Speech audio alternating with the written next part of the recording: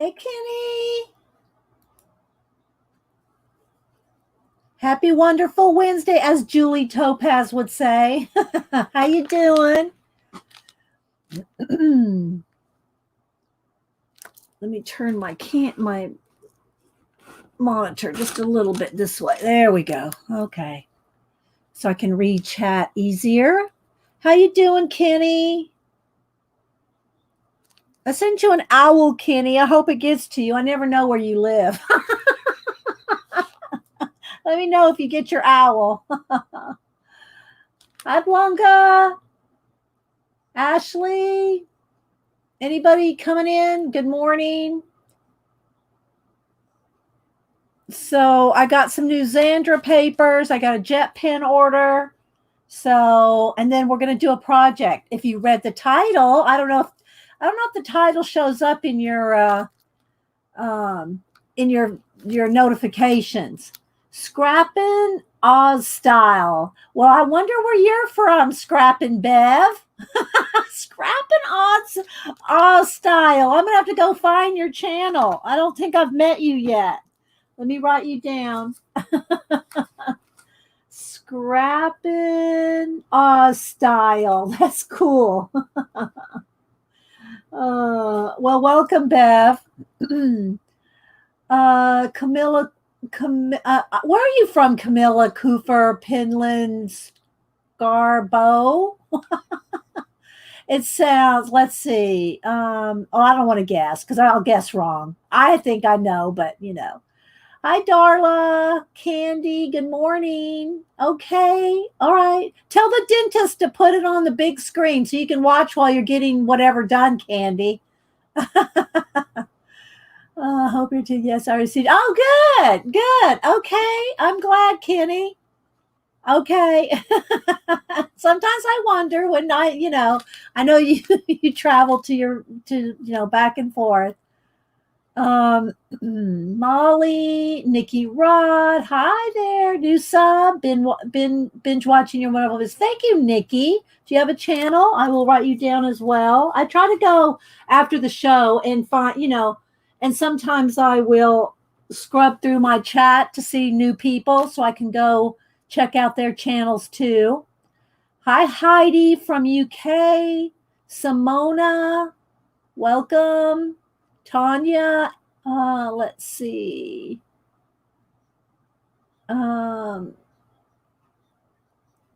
Welcome from Chicago, Simona.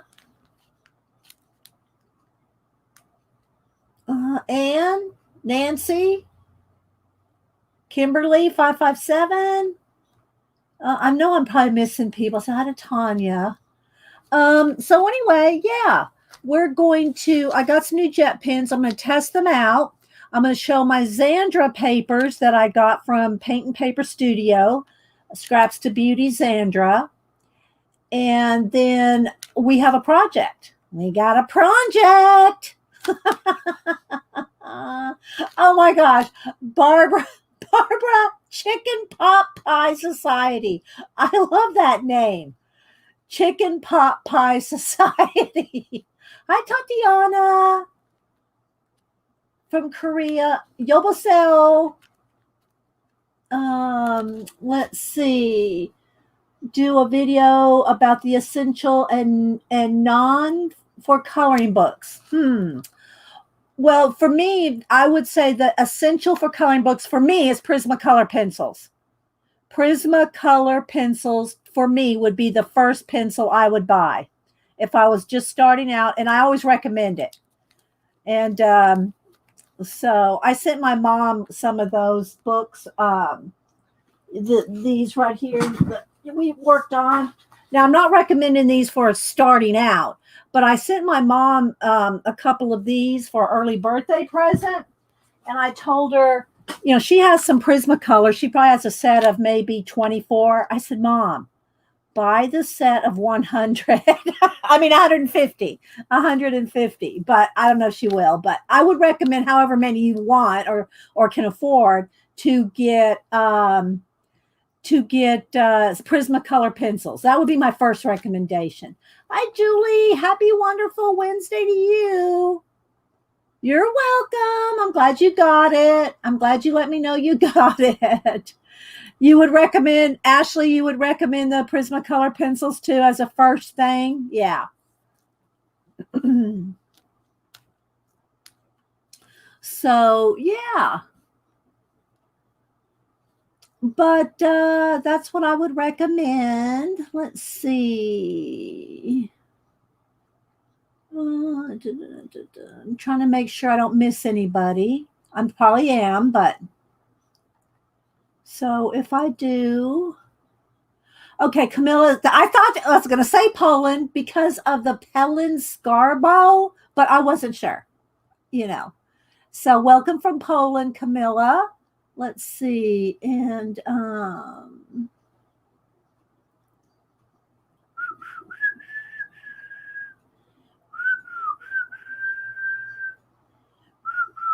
Tatiana, I said hi to Tatiana from Korea. I hope I said that right, Yoboseo. Hubster can speak some Korean. He would say he's not fluent in it, but he can understand it and speak it. He just says, well, I'm not fluent in it, but yeah. Let's see. Who else am I missing? There's Beady Eye Beth. Beady Eye Beth. You have a challenge to your name. I always thought Beady Eye Beth was just something so fun to say, but Chicken Pot Pie Society, Barbara. Chicken Pot Pie Society, Barbara, is right there with you, Beady Eyed Beth. Yes, it does look like Christmas morning. And actually, other than these pins, I got some of these, and I think these two I bought separate. But the other 5, I think, were a sampler. I wanted some double-sided pins. So I got a double-sided pin sampler, and then I bought a couple extras. So Tatiana, I'm Italian. I don't know that much Korean. I'm a military. So, okay, well, hey, I grew up in the military, Tatiana, and I married the military. So I hear ya, girl. Give you a salute. Let's see. Kalora, hi, Kalora. Happy hump day. Good to see you. Cindy Lee, Flo. Hi, Flo. Beady Eye Beth's laughing at me. If y'all don't follow Beady Eye Beth on IG, you're missing out. Just saying. Let's see. Who else? So if y'all are just joining me for the first time or watching a recording, I always come on a little early to say good morning to everybody. If you want to get right to the pins, just slide that little bar. Thanks to all the lurkers here. I got my hot coffee, my cold cranberry juice. So hopefully my voice is on okay. You too. Let's see. Thanks, Ashley. Let's see. I said hi to Kimberly, Julie. So we have a project today. And we're going to talk different papers and collage. If you saw the topic about, I think it says something about making your book of collage papers. Oh, yeah, baby. We need a new paper collage project. Yeah, I decided I'm going to work on my posters, my 21 posters on Sunday afternoons. I'm going to kind of reserve doing those on Sunday afternoon. So I'm not like feeling like I got to hurry. I'm feeling pressured to get some more done on those.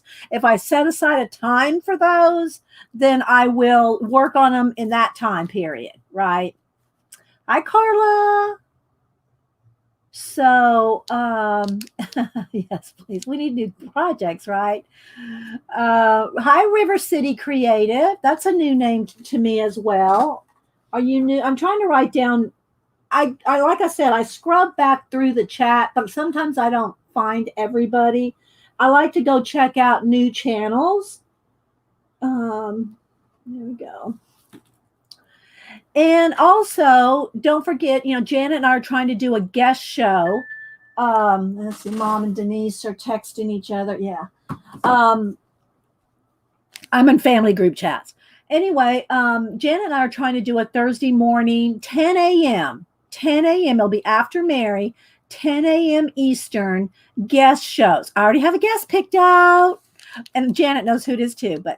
So we have a guest picked out, and as long as everything goes, you never know. You just want them to be there. Like, well, we had Lena scheduled and she couldn't make it. So, things happen. We understand that. But we do have a guest for Thursday. Thank you, Flo. Thank you so much, Flo. Thank you so much. And hi, Chris Mack. Chris Mack. I don't know if I follow Chris Mack. See, I'm seeing a lot of new names. I'm writing them down. I know Chris Mack's been here before, but I don't think I've gone to your channel. Let's see, Miss Gigi. Hi, Miss Gigi. I like to say good morning and chit chat for a little bit before we get started. So yeah, if you don't like that, you're in the wrong place. If you don't like chat, just say this is a chat channel. Hi, Erica. We do a lot of chatting. So y'all be on the lookout for Thursday mornings. Janet and I are going to try to do artist interviews, and I say artist interviews that we all can work on our projects, and and we like to grill. Ask polite questions of the guests. We've done that for 10 years. We've had, we've done collages all about you. We've done all kinds of projects, our Fibs books, different projects to help other artists. And so we will going to try to do that on Thursdays. But, it's kind of an impromptu thing. We'll see. We'll see how it goes. Janet and I are going to be flexible on those Thursdays. So, yeah. Hi, Pacola. Hi. There's my other mod, Pacola Art and Julie Topaz. Those are my two mods here. Janet is also a mod, but she's probably getting coffee. And oh, good, Kalora. She bought Titan last night. I know, isn't he? And I'm going to talk about that too. Do I have let me go get my iPad. Hang on. It's on my iPad.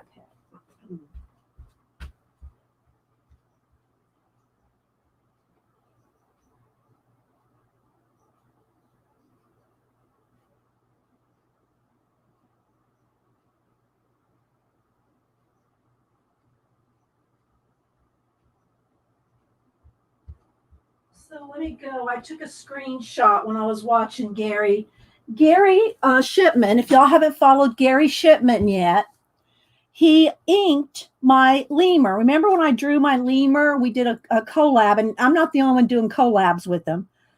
But I drew the lemurs and emailed or messaged them to him, and he inked them. And oh my gosh, you have to go over. Oh, there we go. Thank you, Pacola. You have to go over to his channel and watch him ink my lemurs. It's probably about 3 or 4 videos back, but you'll see it on there. It says collab with Dee Dee. And let me go to my pictures here because I did take a screenshot. I took a screenshot of it. Oh my gosh, he's so amazing. Oh, I felt so honored. Hi, Juanita. She spins IE Littlefoot. Okay, so here's a screenshot from Gary's show. Look at this inked. Look at this. Look how he inked my lemurs. Oh my gosh, isn't it amazing? My hear no evil, see no evil, speak no evil. Look at that. And so he did this on his show. Hi, Terry. I know, right, Kalora? And Kalora's been going over to Gary's channel as well.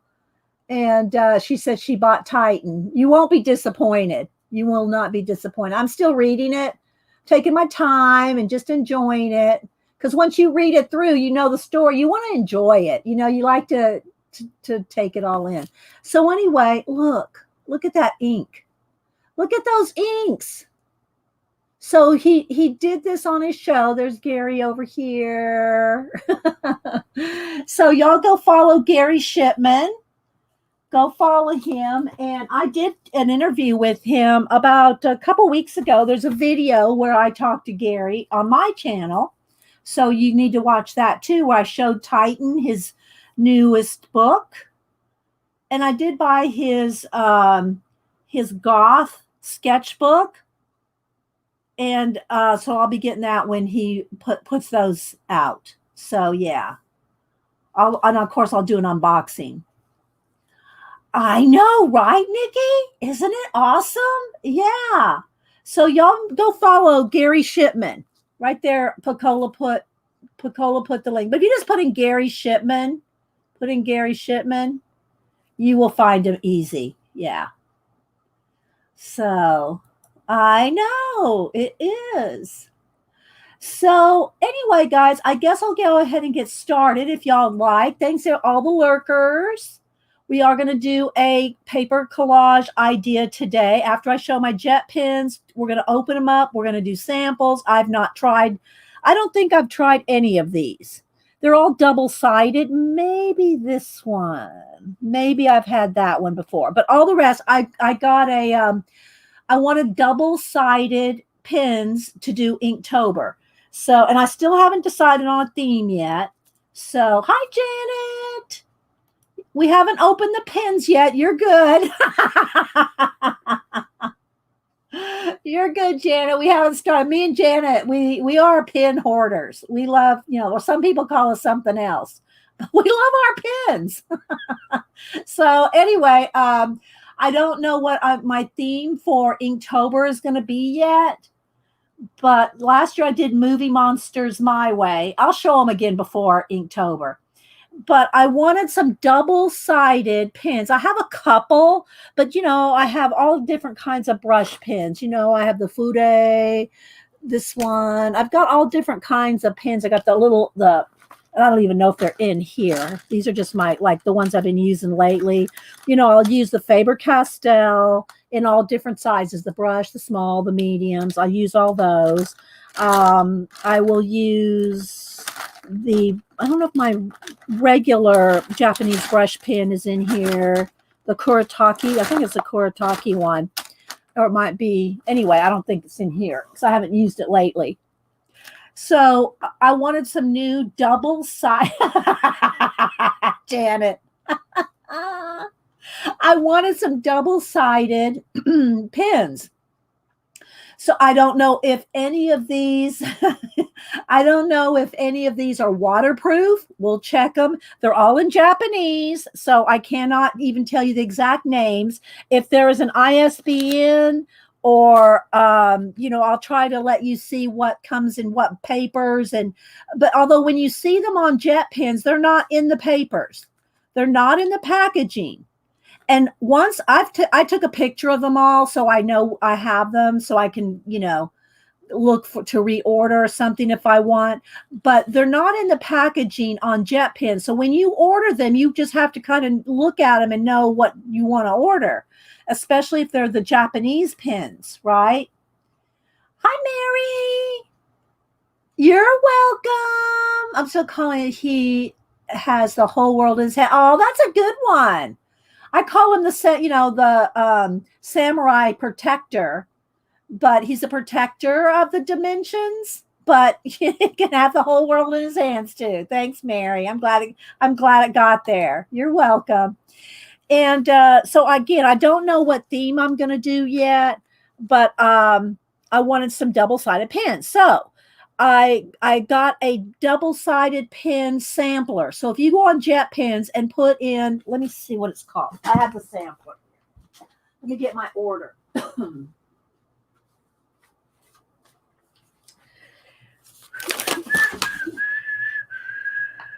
Oh, they're broken down. Okay, they're broken down. Maybe I can kind of tell you from this when as I open them. Because there's two by Zebra. No, there's one by Zebra, a Kuretake, a Tombow, Fuden Osuka brush pen, a Sakura My Name marker, a Pilot Futa Yaku double-sided, and a Uni Mitsubishi double-sided. I'll spell them out for you. So hopefully we'll be able to eat them out. So, yeah. And, oh, good, Mary. Yeah. If they have Japanese on the packaging, you know they're going to be good. Yeah. So true, Janet. The pins. So anyway, I plan on using them, different. Again, I don't know which ones are waterproof and which aren't. If any, we're going to test those. So let's go ahead and get started. And then I have, if you saw if you got a notification, I don't know if the title showed up for you, but we're going to do a book of collage papers. We're going to make our own book of collage papers. Oh, yes. Oh, yes, we are. All right. So I pulled some papers out of a sketchbook. This is just, it's not real smooth, but it's not watercolor or anything. It's just some sketchbook paper. So it's got a little tooth to it, but not much. So we're going to do that. But first, I want to show you what I got from Xandra. Oh, and one of them comes with this little ruler, little template ruler, Janet. I'm sure you got tons of these from Jet Pens yourself. Okay, so Xandra, who is Scraps to Beauty on IG, Twitter, I think everywhere. She Scraps to Beauty, Xandra. But her shop is Paint and Paper Studio. And, okay, let me go ahead and back up real quick. Sorry, that's the wrong one. Right for your scraps. Sorry, Kimberly, I got ahead of Picoli. The chat moves quick. Okay, so Mary is having a hop on Friday. I thought it was a Saturday. Do I have the date wrong? I thought she was doing on September 11th. What day does that fall on, Picola? What day is today? 9, 10, 11. So that would be Friday. You're right, Picola. I'm wrong. You're right, Picola. Nobody email me and tell me Picola was right. Picola's always right. Picola's always right. Okay, so anyway, yeah. Picola just put the link up there to Mary, and Mary's here. She's having a YouTube hop. What time, Mary? Mary, I know you're still here somewhere. Mary, where are you? I'm scrolling. Mary, what time does it start? It starts on Mary's channel, I'm sure. I think, what are they doing? Are y'all doing tags or CADs? I forget. Anyway, yeah, I think it was Jersey that was talking about it. I think Laura, Jersey Crafter, was talking about it. And, but I don't know what y'all were making. Okay, so Picola said 6 a.m. Central, which is 7:30 Eastern.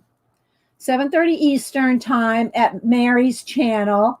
Mary, come back. She's streamed all morning, so she's probably went to get a cup of coffee herself. Mary starts streaming like at 4:30, so she starts early. So anyway, yeah, if y'all are interested in doing a hop, and that's what you do is you go from one YouTuber to another YouTuber and watch them do a project. They interact with you. Sometimes they do giveaways. I don't know. It's always different. And I will talk about the papers. These are the papers that I got from Paint and Paper Studio, Xandra. So we're going to start with that. She sent me one of her little charms.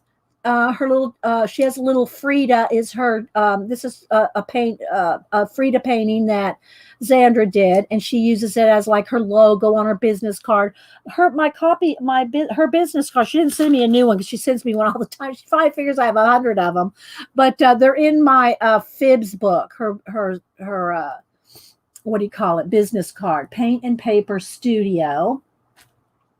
Oh, okay. There's Picola answering my question, like Johnny on the spot. Art along art using our favorite media. That's the theme at Mary's. Mary went to get breakfast. Flo said, okay. So that is the theme. Oh, sorry. See, it changes so quick. I have to really click, quick. So anyway, all right. So I'm going to show you the papers and other things that I got from Xandra. Now she sent me these before. Maybe one of y'all know. Maybe Pacola knows. I don't know. She sent me these before, and I'm not sure, as just free things. I'm not sure if this is sticker paper or is this just paper to like a palette paper. Oh, thank you, Pacola. Or if this is a palette paper that you just, do watercolor, whatever, like a palette, I'm not sure what this is. And I must have missed the show where she showed these because I know for sure. Thanks, Janet. I know for sure that she has a purpose in sending me these. And the same for these black ones. They're not the regular cardstock black paper. There's something special about these. And she sent them to me, and I'm not sure what they are. So I'm going to have to get with her, unless anybody knows, if you've watched Xandra's shows and know what these papers. I don't know if these are Yupo, Azure. And good morning, by the way. It's more like, I don't know if that's Yupo. It's flat on the back and shiny on the front. I don't think it's Yupo, but I could be wrong. I haven't played with a Yupo paper in 15 years. I don't know. She sent you some. Yeah, it's like palette paper. Oh, they're left over from her labels. Well, see, that's perfect. This is a perfect palette. So, for instance, I always tell y'all you can use what do you call it? Packaging. Let me get a water brush here. Do I have one here? Yeah. You can how you can use packaging, the clear packaging, the plastic packaging as a palette. And all you have to do is put some white paper under the plastic so you can see the colors. But yeah, so let's just see here. So you put that down and you can pick it up. Yeah. So you can use it as a palette paper. Okay. Thank you, Janet. And you can do the same thing if you don't have like a butcher tray, porcelain tray or something. You can use plastic or, like the leftover sticker paper. Now, what about this, Janet? What's this? I'm going to put her on the spot. What's this paper right here? It's not cardstock. It's just like black paper, but I'm not sure if it's a specific something, I don't know. All right, so let me move those out of the way. Let me make sure our light is still good. Let me get my camera to click. Right, there we go. Now we're centered. So,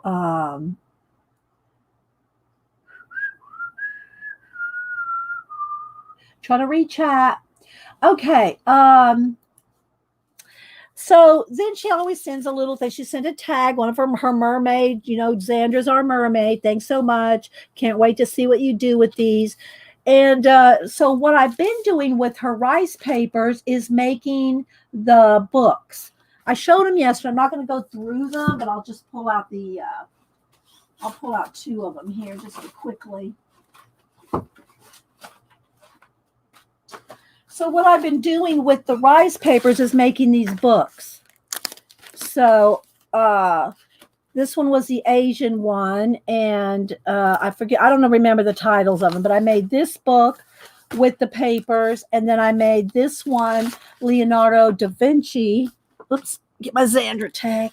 This one out of, now these are my own images out of Leonardo books. Let's pick a little tag there. But there's different papers in here that I used from Xandra. So I made this, and I used the papers, and I did get another Leonardo paper in here. And some of these are from Stamperia, and some of these are Ciao Bella. So as you can see, this one, we're going to go through them. So let me pick this up so I have some room. And they're rice papers, and they're made in Italy. Oh, hang on, guys. I can't get this. All right, let me just put it down there for now. I can't get it back on the shelf. So let's move this. I gotta have space. And so they're translucent, as you can see. So I should probably put some white paper behind it so you can see it better. There we go. So this was, and they're sold individually. Although one of these I think she threw in an extra one for me, but they're sold individually. And so if you go on her shop, you scroll through and pick out, you got to pick out the individual papers. And some of these, like I said, some are Ciao Bella, some are Stamperia.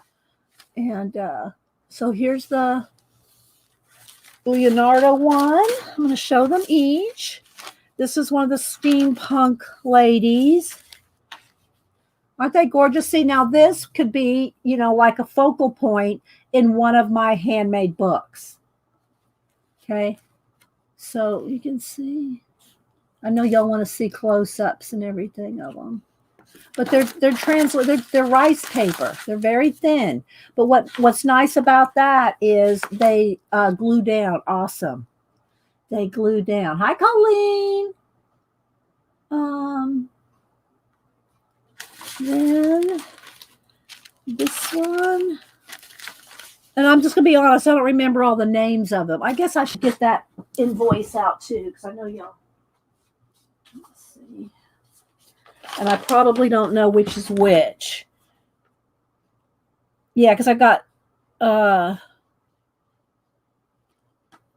not sure what this one is. La Traviata, Jules Verne Voyages. Yeah, I'm probably not going to tell you the right. I won't match them up correctly. So just go look on her shop. Go to her shop and just look for the ones you like, because I'm not going to match them up correctly. I don't want to mess y'all up. So there's this one.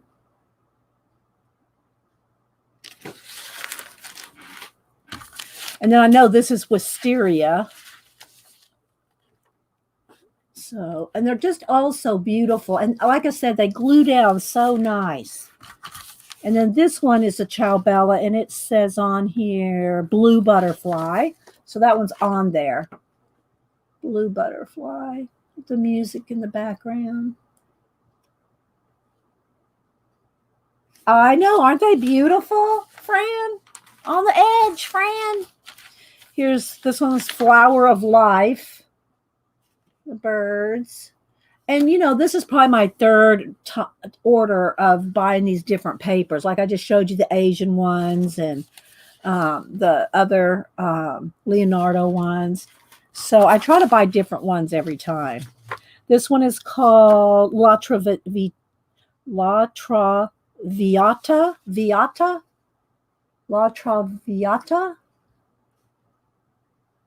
Look at it. It looks like a plaster wall, like an old plaster wall. I love trying to make that effect in art journals. It's, you just got to scrape and go. Thanks, Janet. Put the link back up again. So there's that one. Look how that pretty green faded. Love that one. Then this one is another Ciao Bella, Jules Verne. This is a Jules Verne one. Let's move the Jules Verne.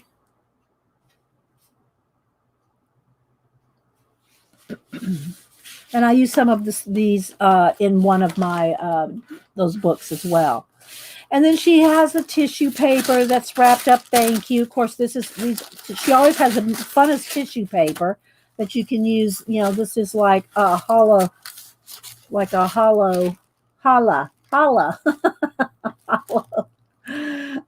one there. So we got that. And then again, she always sends a couple napkins or something, little extras. So she sent some of these. Y'all know we use our napkins. And I did start writing. I don't think I remembered everything. I've written down different papers to use in your projects and collage. I do have a big full list, like probably 2 pages in one of my Society of Idea binders, but I didn't dig it out this morning. So I just started making a new one because I wanted to get on to the project shortly. Sorry, guys. Got to get my voice going. Hi, Gaga.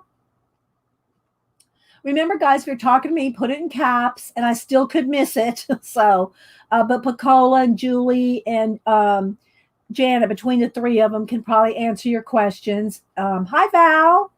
Anybody else I might have missed?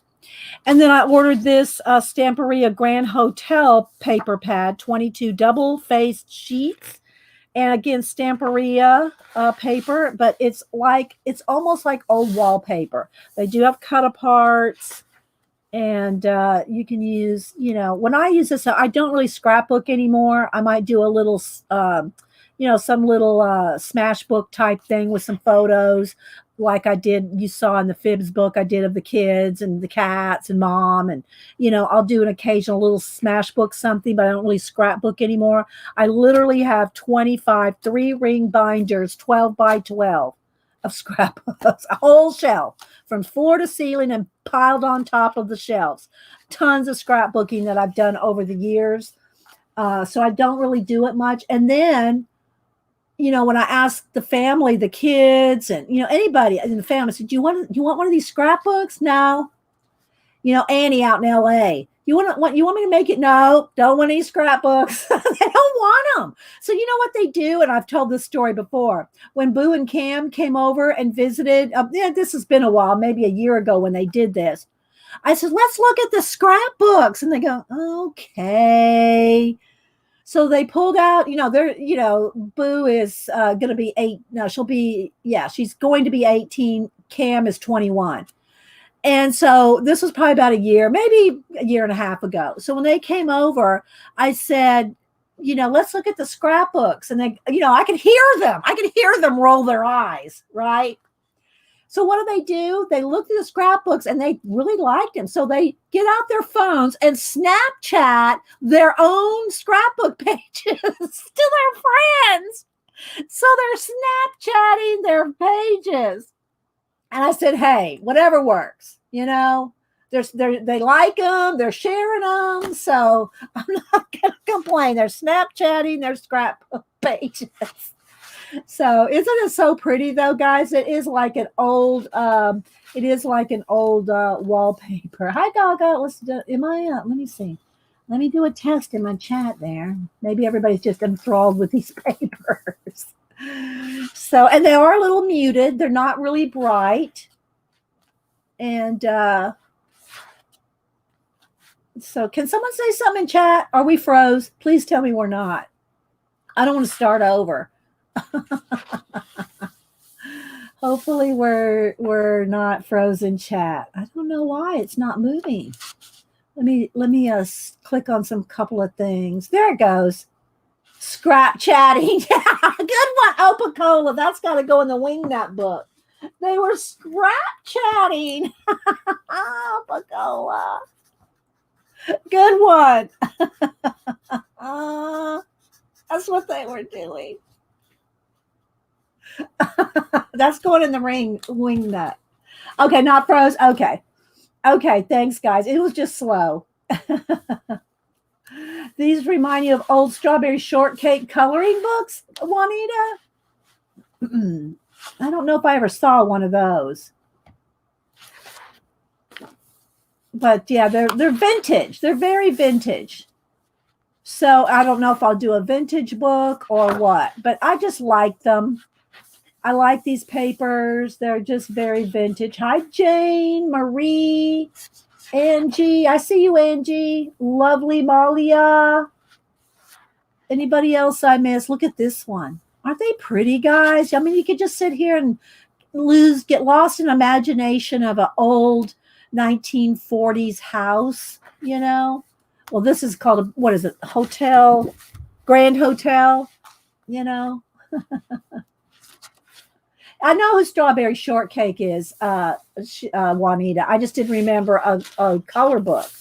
I just didn't remember a Strawberry Shortcake color. Yeah, the kids had Strawberry Shortcake. The dolls, yeah.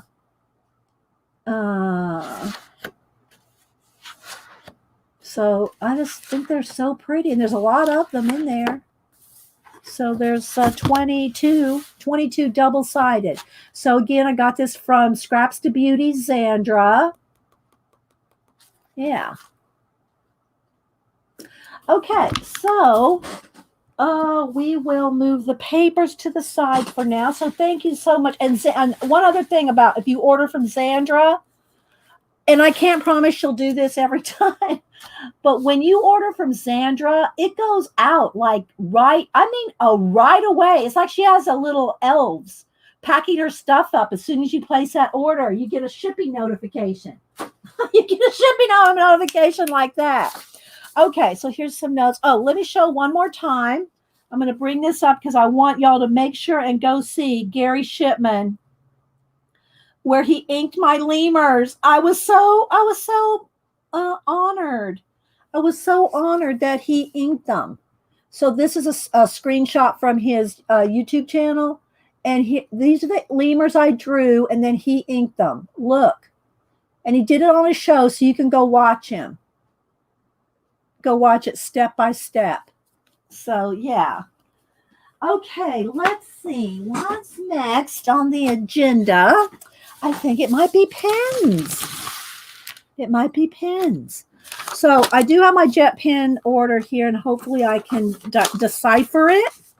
Let me put my little Zandra charm right over here. I have a collection of her business cards too. I love them.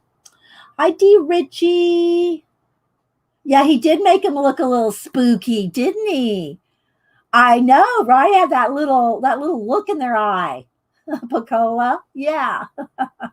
And okay, and there's Pacola put up Zandra's channel, which is Scraps to Beauty Zandra.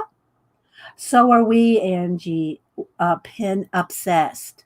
Pin obsessed. Okay, so I'm going to try to, these are, I think, all but one are new to me. I got a couple of extras. These right here came in that package, and these three. This was the pen sampler. There were 4 of them in the pen sampler, I think. I don't think, maybe that one of these was as well, because I bought an extra one of this. So let's see. No, I think I bought those. I bought these separate. So I got these 2, 3 of these, and then I think these 4 came in a pen sampler. Let me rephrase that.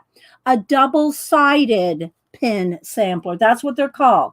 So I'm going to try to, let's start with these because then I can narrow them down because I can go by, I got 3 of those and 2 of these. Okay, so we're going to go through them. And I don't know if they're waterproof. We're going to test that as well. So, and it's going to probably look weird colors because I'm so zoomed in on white paper, but I think you'll get the idea. All right, so let's get a water brush here so I can test them. We'll let them sit for a minute. I will write the names of them down. Let's get just a regular pen just to write the names. And let's do a little test. I'm curious too. They're all new to me. All right, so this one is called, on the order here, the Sakura My Name Marker, double-sided, extra fine, black. And it's the Sakura YKT number 49. So let me write that down. This is the Sakura. Let me write it down. And I'll check them off as I do it. Oh, wait, no, that's not it. That's these. Wait, let's back up. That's these. Sorry, guys. These are the 2. I was reading the wrong line. Okay, I'm gonna say the same thing, but we're going with a different pen. The Sakura. I have pictures of them on my phone. Okay, this is the Sakura My Name Marker, double-sided, extra fine, YKT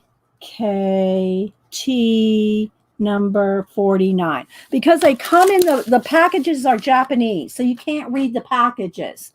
Okay, so that's what this one is. And when they show them on jet pens, you do not see this.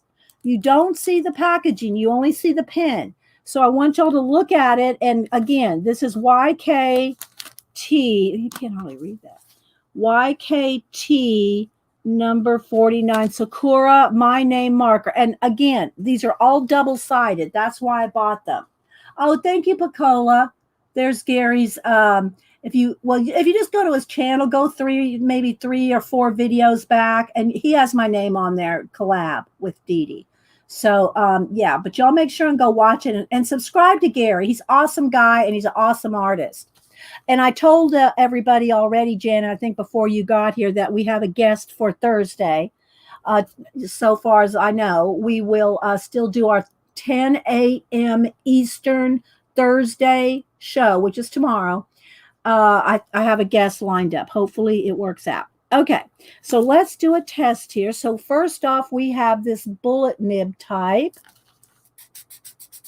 And it feels kind of like a marker. Well, they kind of are. And this is, again, this is like on, maybe I should do it on two different papers. Maybe I should do it on a slick paper like a Bristol and on this kind of sketchbook paper. Let's see. Let me get a piece of Bristol. Hang on. Because it'll be smoother too. Maybe I should just do it on a Bristol. Because if I'm doing Inktober using it, it's going to be on Bristol. So let's start that over. Okay, so I'm going to go ahead and write it. So this is with the pen. This is the Sakura My Name marker. It feels better on the Bristol. I'm just saying it feels better. And they're double-sided, extra fine on one side. And it's YKT number 49. Okay. And then the other side is even thinner. So let's just do both. And we'll test to see if they're waterproof after I do them all. Okay, we'll test. All right, so that's the first one. And I'm going to put over here how many I had so I know. I got 2 of those. And this is the packaging they come in. This is what they look like. I got it upside down. And it's a Sakura. You can always see Sakura has that little flower. That's a Sakura or Sakura. Well, you go by you know, you have to know what you're looking for, Devin. If you know you're looking for double-sided pens, put in double-sided. You can put in waterproof. You can put in Sakura. You can put in a lot of filters, and then, you know, just look for this one. The pictures are awesome on jet pens. The pictures are really, really good. Okay. So there's that, because I am not keeping these after. I mean, I might use them for something else, but I'm not putting them back in the packaging. So I got 2 of those, and one of them came with one of the little templates like this, and just got Japanese on measurements, but I don't ever use it, but yeah. Okay, so then let me check that off on my list. Next, trust me, it's worth. Jet pens is amazing. Okay, hi Mary, welcome back. We were talking about your hop on Friday earlier. All right, these are called. Let me write with one. This is, let me see. Ooh, this is kind of a. It's not like a floppy brush. It's kind of like a what do you call it? Well, I'll just write with it. This is the Pilot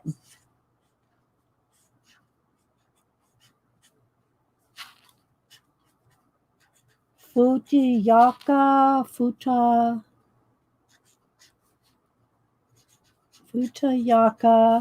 Again, double-sided.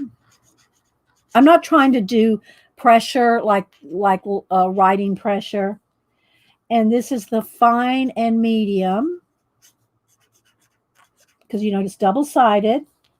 And it's the Pilot SVW20KSNB. I'll hold all this up.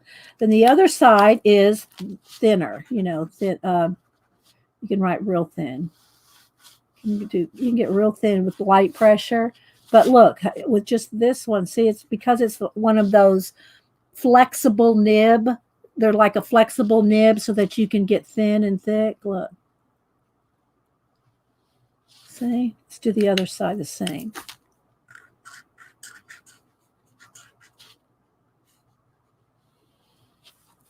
Okay. Let's put a line between them. All right. And I got three of those. And they look like this. Do I need to brighten it up? It's hard to adjust light with white paper. There's the Pilot name on it. You can see the two different nibs. Okay. And the ISBN is that number right there. So I got 3 of those. All right. Oh, thank you, Pacola. Oh my gosh. Oh my gosh, Pacola. Yeah. I'll leave these numbers up so you can see them. And again, we're going to test to see if they're waterproof. Hi, Teresa. Hi, some big jerk. Never been a fan of double-sided pens. In principle, they're nice because you know the ink colors will match. But for some reason, one end or the other always dries up. Do you store them on their sides? Some big jerk? And I'm not calling someone a jerk. That's their name. Do you store your pens like this so that they don't flow to one side or the other when you store them? I store all my pens. All right, here. Nobody freak out now. I'm gonna move the camera. Let's see if I can do this. Ready? I'm gonna move the camera. All right, here we go. I've got those 2 bins of pens there.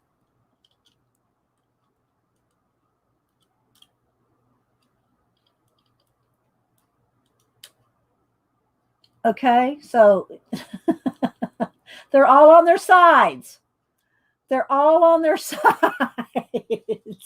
Hi, Marie. Yeah, I do, but I draw with them vertical. Well, yeah, that's true. But do you pick one side or the other more than others? Maybe. I don't know. The only reason I got these is because I wanted to test them out during Inktober.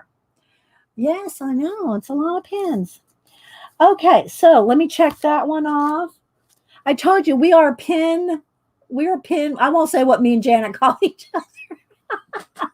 But I will say it nice. Pin hoarders. Hi, P Money. Okay. I hope they all do well. Good to see you. Good to see you, P. Thanks for stopping in. Tell Ruth we said hi.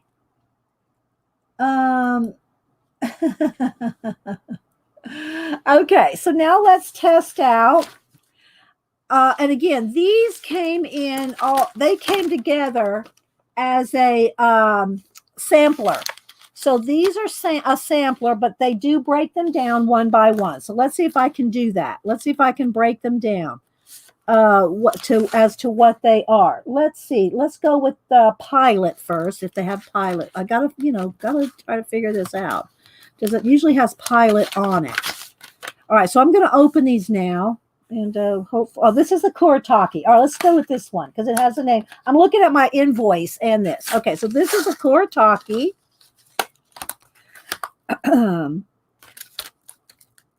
This is the Kuretake. And this is a nice big nib. Now, here's what I like about these. I will try to do a brush lettering with this one. So this is the... Ooh, it kind of does it does a watercolory like thing. Let's test this out.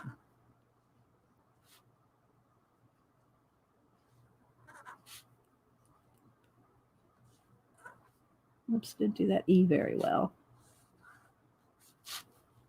I'll hold this up. It has like a black and gray. It's kind of cool.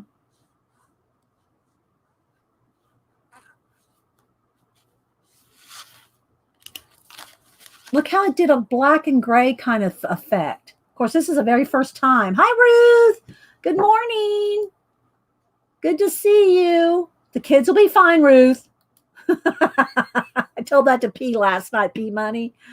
Kuretake. Look how it did like a gray kind of watercolor thing.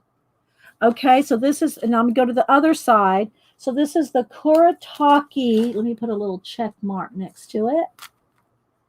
Number 6. I'm writing exactly what it is on the double-sided. Let's see if I can write a little thinner with this side. Double-sided, soft gray, and black. And it says soft gray and black. This is what it says on the invoice. Soft gray and black ink. And it's the Kuretake DG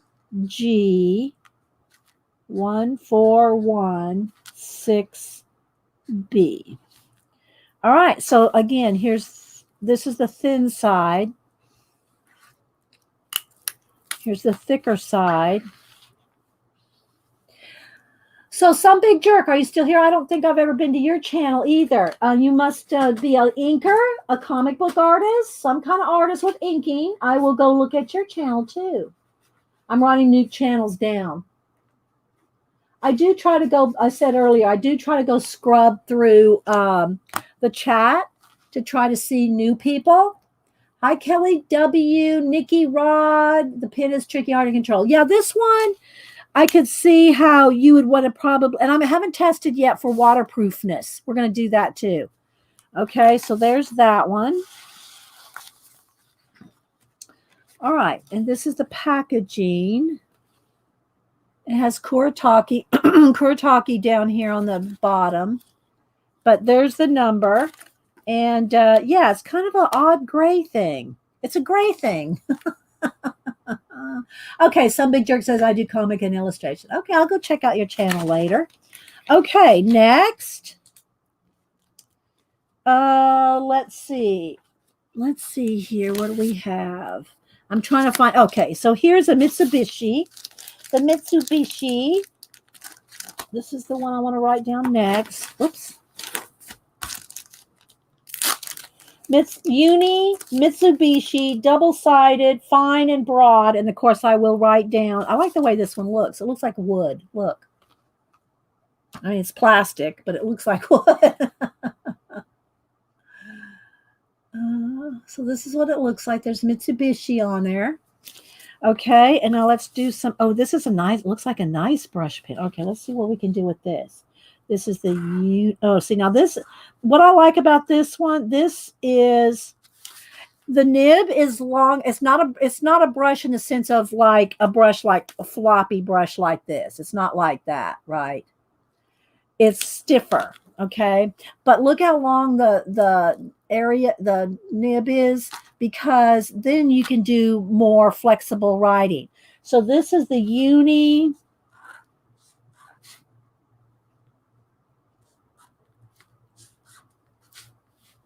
Mitsu.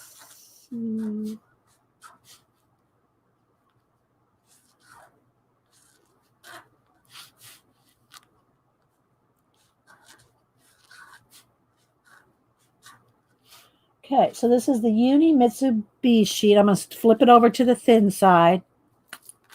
Double-sided. Fine and medium. Black ink. Oh, no, this is, I'm sorry, fine and broad. Fine and broad, not fine and medium. Fine and broad. And it is UNIPFK 302N. And again, it's got the same kind of nib on the other, so I can feel it when you write with them. Sorry, guys. I'm going to try to do a same kind of thing, but littler.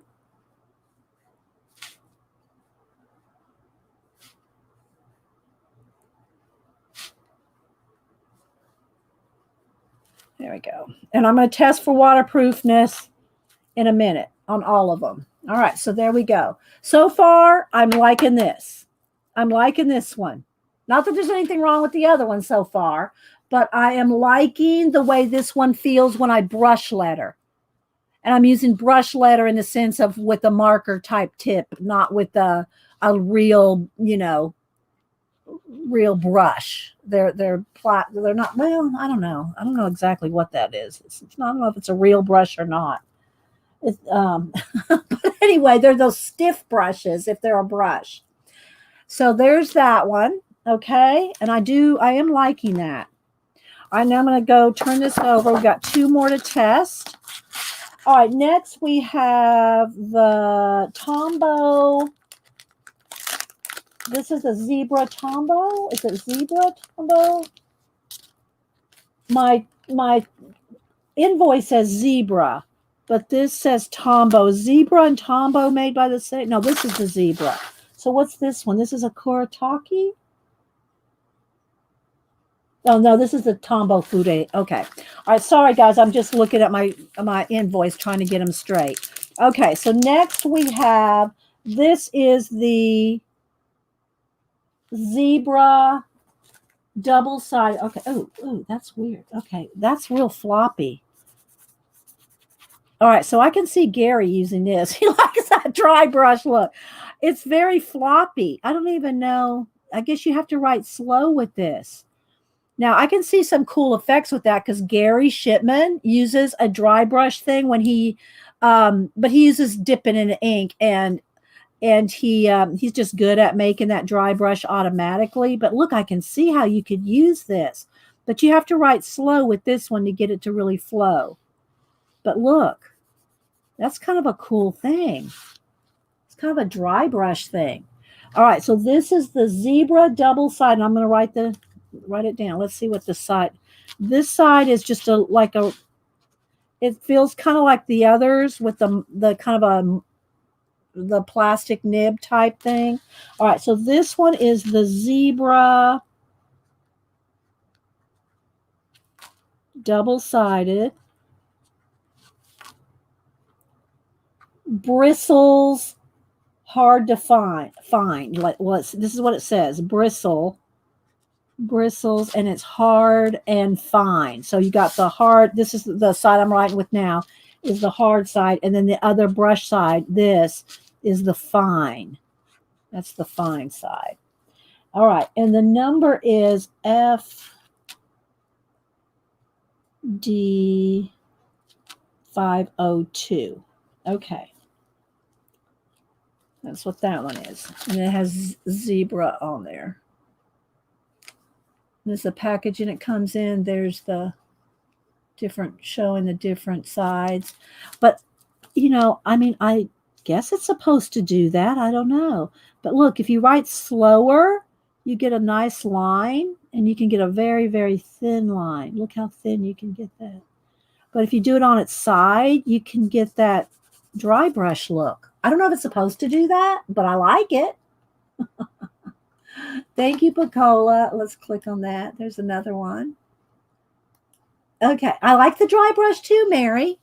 Okay, so that is that one. Next, let's draw a line. We've got one more, and then we're going to test for waterproofness.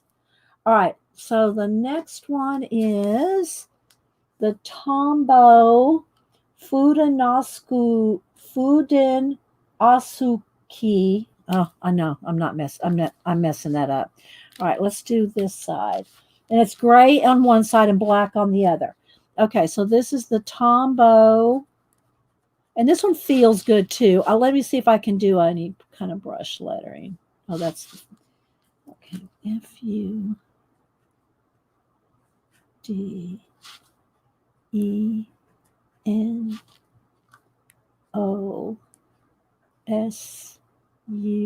That's an S there. It doesn't. There we go.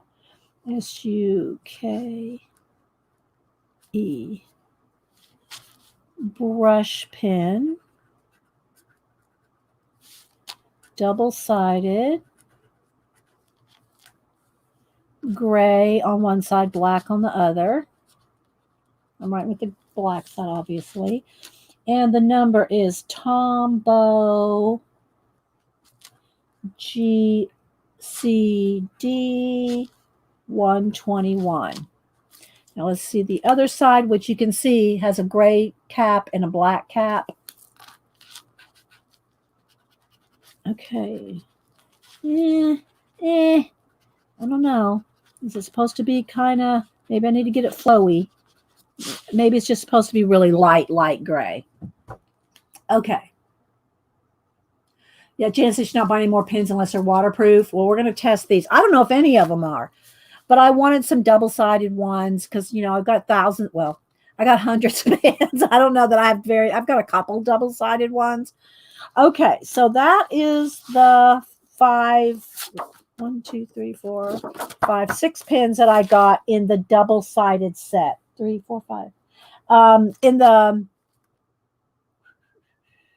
yeah, because four came in the, this one, and this one came in the, what do you call it, sampler.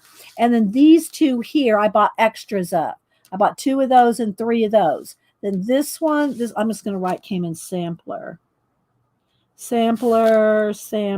But I'm sure you can buy them individually. They want you to test the samplers to see which ones you like and then go buy them individually. Okay, so there we go. So this one, and this one came in a sampler, and then these 2, I bought 2 of those and 3 of this. All right, so far the one I feel that I'm feeling, at least for brush lettering, is this one. Now, is it waterproof? I don't know. We're going to find out. I like this Uni Mitsubishi, like that. All right, so there we go. We checked them all off the list. Now, next time I go to pick up a pen and use it and someone goes, what pen is that? I'm going to say, I don't know. I mean, I have to look at the pictures, right? Okay, so now let's see. Let me back out one so we can test to see if they're waterproof. Hi, Eileen.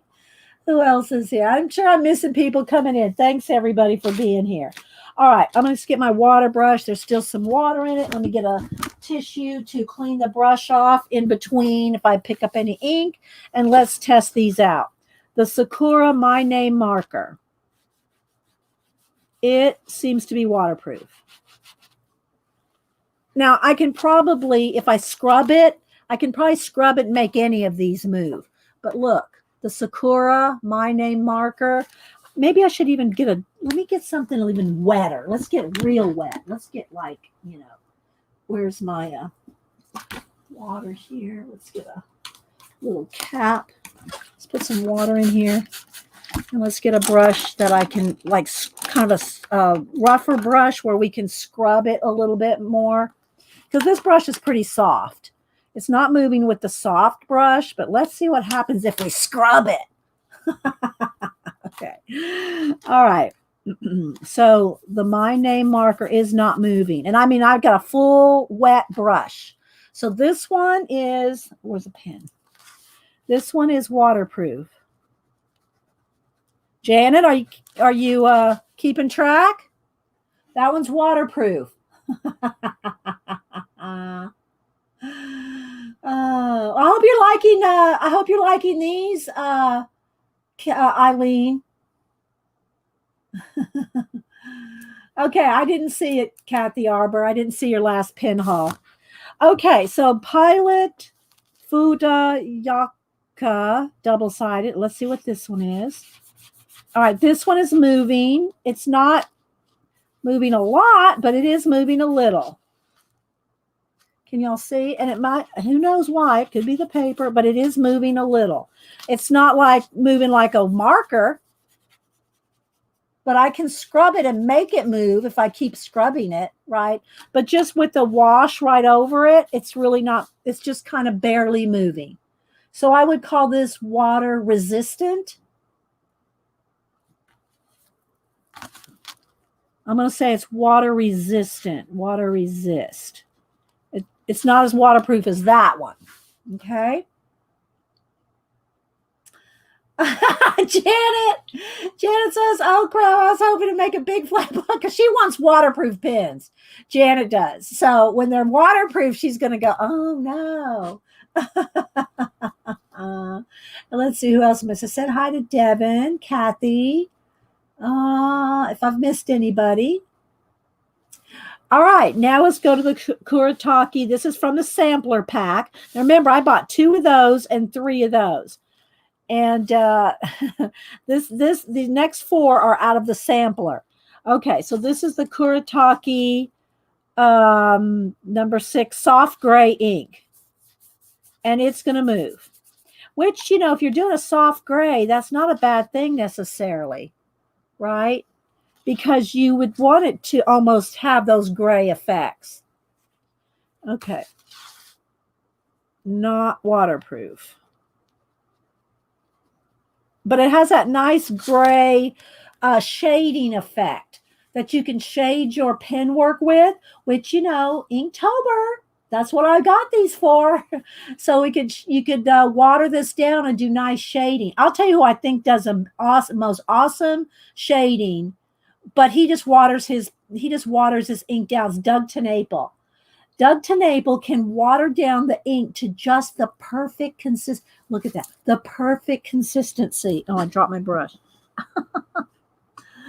And get those grays like nobody's business. If you want to see somebody use grays and shading to like awesomeness, Doug Tenaple. Hi, Mama Four.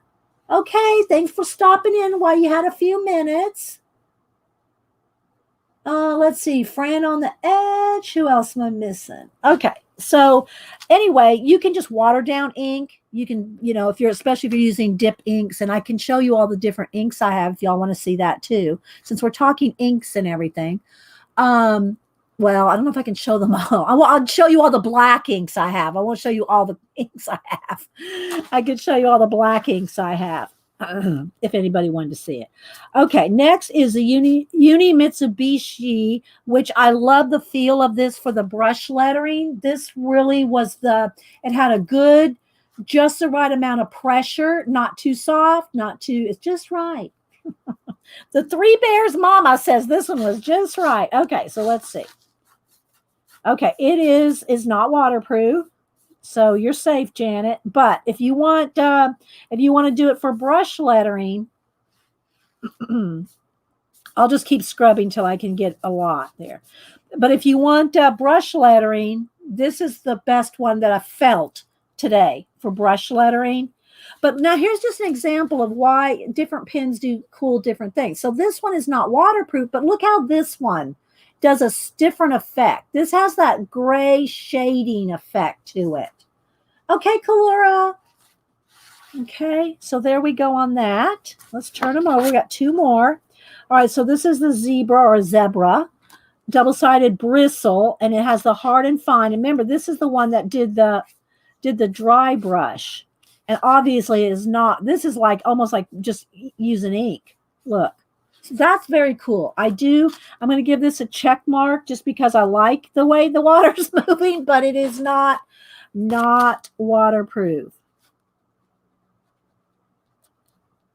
And if y'all want to see some inks in the bottle to see which ones are waterproof and not, I have not chosen my theme for Inktober yet, Patricia. I don't know. I have an idea, but I don't know if that's what I want to do yet. I'm still thinking. Okay, so then the Tombow Fuden, here's the brush. Fude Nosku. Fude Nosuke. Fuden Noskue. Suke. I'm sorry, I'm trying to hear it in my head.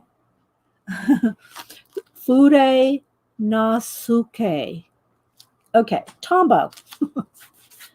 And it is water resistant. I wouldn't say, I don't know if it's waterproof. I would have to scrub it a little to make it move. I would call it water resistant. I don't know if I'd call it 100% waterproof, but it's water resistant. Let's test the gray part. Yeah, it's still resisting. It's still water resistant. Hi, Gail.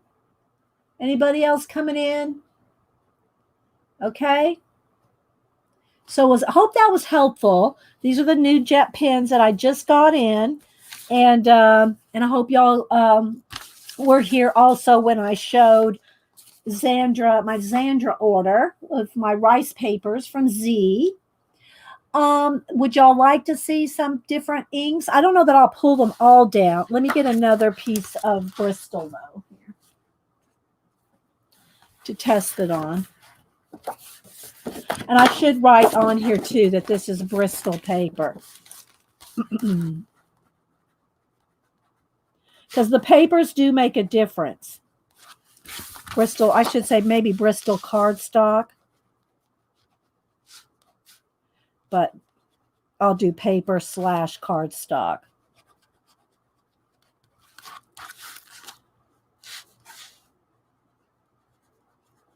Okay. All righty. So, and we are going to make our own book of collage papers today. Are y'all excited for that? A book of collage papers? Okay. But I always, I like to get my happy mail out of the way at the first and or any hauls or anything. So, do y'all have any questions on these so far?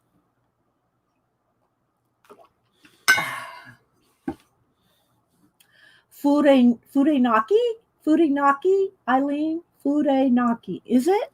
Could be. How's the S there? Fudonosku? I don't know, Eileen. That's Suke. Suki? No, Suki? Not Fuden? I don't know. It's Tombo. Anyway, that's why I wrote down all the numbers for you guys. Although I don't want to lose it. That's a D there. Okay. All right. So I've got to kind of climb up over my pen. My inks are right up here. So I'm going to have to reach. So hopefully I won't be reaching. Let's see what I can do. I'm going to pull a few. Let's see what ones I got. I'm just going to pull black. I'm not going to pull white or colors. And I do have some acrylics. And I'm probably doubling up on some of these because I've got like 3 of these. So I've got different ones. Let's see. Oh, I do have the gold and black of these. And I'm not sure which ones are waterproof. I don't remember. Most of the time when I'm doing stuff, just I don't know that it matters too much to me. Now, I'm not pulling any acrylic. Maybe I should pull an acrylic ink as well. I'm looking up. Now, these are not my colors. These are just the black.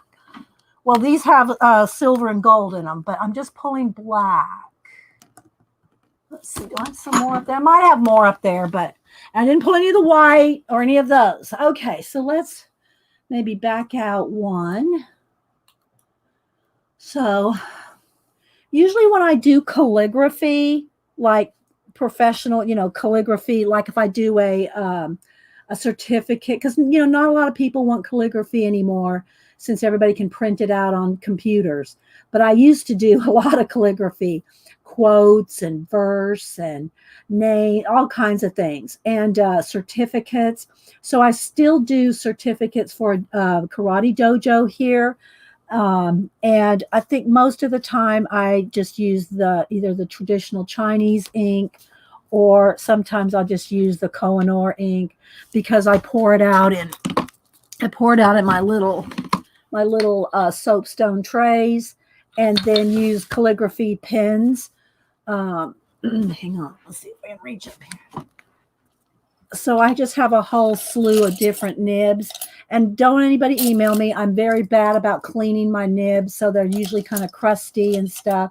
But I have a variety of different nibs and nib sizes depending on what I need, and they just kind of sit in this little jar here. And then I'll put my inks in here, and then I just dip and drag out of here. Now you can clean these, but these aren't that expensive. You might as well just get some new ones if they get too crusty. But this is what I put my inks in. All right, so let's see if it's got a little flashed out there, but I think we're okay. All right, so I'm going to try to show you these and maybe do a little test. Now, I think this one, a couple of them are empty because they're just empty and I like the bottles, but I probably have duplicates for most of them up here. But let's see if I can do this. How do I want to do this? Because I want to brush them out, but I don't want a ton of ink everywhere. All right, let me just get a small brush. Let me get a little brush just to do a little bit of testing. I'll either dip it out of the bottle or just pour a tiny, tiny bit or something. Okay, y'all ready? So we're going to test for, again, for waterproofness. This is the, do I need to write these down? I don't really want to spend all day doing this. I want to get on to our project. I'm going to spend 10 minutes on these inks. 10 minutes. Okay, so let me just get a regular pen here. Where'd it go? here. Okay, so this is the Yasutomo traditional Chinese ink. Hobby Lobby has it. Of course, you can get everything online too. These three, they're this one is just the black, ultra black. Ultra black. Oh, that's kind of flashed out. Maybe if I zoom in one. Let's see here. Let me get two. There we go. Okay. Ultra black. And then I'm going to do the same. Those are the same, the traditional Chinese ink. This one has gold black. And this one is does it say silver? Or no, this is just, okay, I got the silver somewhere too. I pulled two of the same, ultra black. But I have the silver one of these up there somewhere. All right, so there's a silver one I don't have. I don't know where it is. It's up there somewhere. Okay, so these, I'll do the traditional ultra black and the gold black. Okay, because I just pulled two of these accidentally. All right, so I'm going to try to just get enough ink out. Hi, Ray. Yes, crusty nibs. All right, so what I want to do, well, let's see if I can just put a drop. I just want to put a drop, and I don't want to mix them here. I just want a little, there we go. All right, let's see if I can do this without making a mess. Okay, so this is the ultra black. Okay, so I'll just kind of underline that. All right, so let's move that out. Now I got to clean my brush in between each one. And then I'll have to go get fresh water because my water will be full of ink. All right, now this is the same thing, but this one, I think I have to shake this one. This one has the gold in it. If I take a photo of it in your hand, whatever, interesting, I'll go back to it. Okay, so now this one has a little bit of gold in it, and I hope I shook it up enough. I don't know if I did. I haven't used this one in a while. Okay, let's get a thing to dry my brushes. I'm trying not to have any water, no water in the brushes so that it doesn't, yeah, I don't know that you're going to see the gold in there.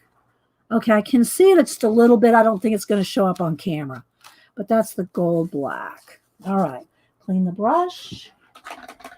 And if y'all missed it earlier, guys, if you're just coming in and you missed it, I did go through all my new jet pens, double-sided brush pens, and tested for waterproofness on those. All right, now, so this one, I really like this one. This is Furegamo.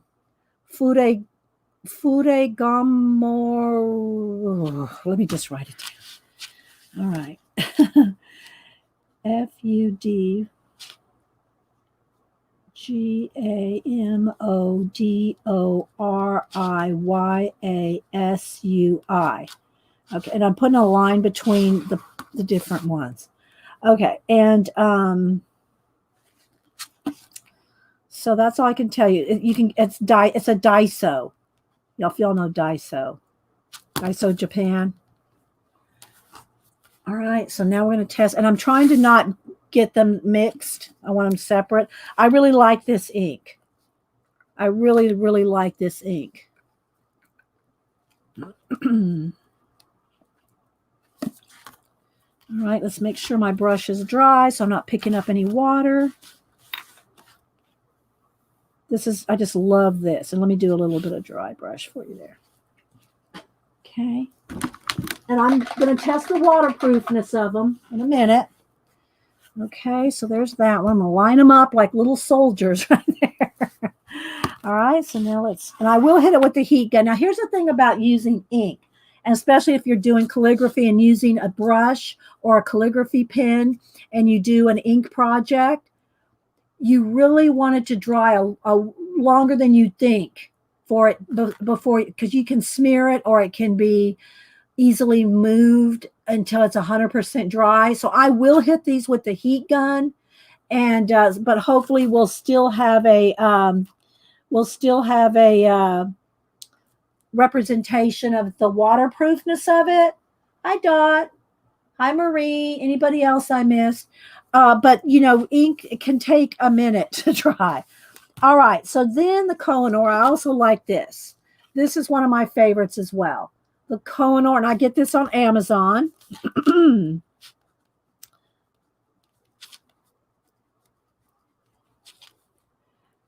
It's called 3080-4 Universal.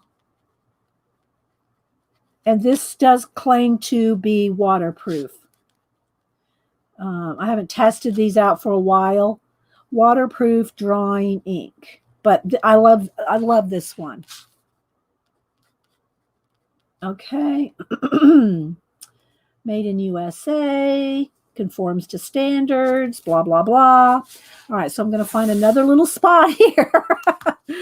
And now the thing about these is with these flip lids like this, where you flip up the top to pour some out, when you close it, put something over it when you close it because you can splatter it. I just want to draw.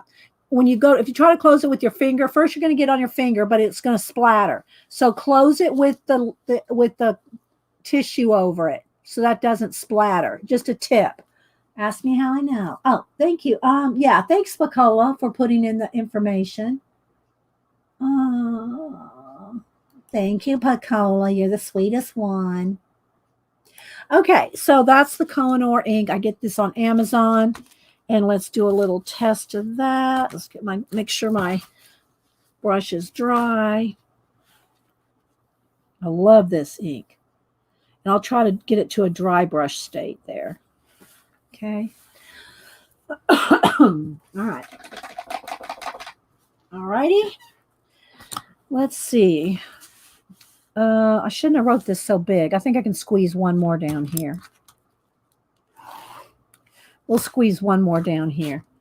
Okay, so this is Black Velvet Waterproof India ink as opposed to Chinese ink. And you can get this at Hobby Lobby as well. So this is the Black Velvet. It's not very expensive. Black Velvet Waterproof India ink. Okay, this is what it looks like. It's by Handy Art. Let me put Handy Art on there. And I'll try to save these somewhere because I know someone's going to ask me later. Okay, so this is the Black Velvet Handy Art, and it has, oh, this one's not open. I got one up there that's open. Hang on, let me reach it. This is a new bottle. Let me get one that's open. Here we go. Like this. And I just want to drop. Okay, dry my brush. And here we go. Okay. All right. And we're going to test all of them in a minute. Okay. So that's that one. Oh my gosh, I still have like 5 or 6. I need another piece of Bristol. I could turn it over, but it's wet right now, so I don't want to turn it over. All right, let's move this. We're going to get to our collage project in a minute. We have a big project to do today. Hi, Tracy. All right, so now this is still wet. Look, you can see, look, up here on that second one. Look, see how it's still wet there? All of them.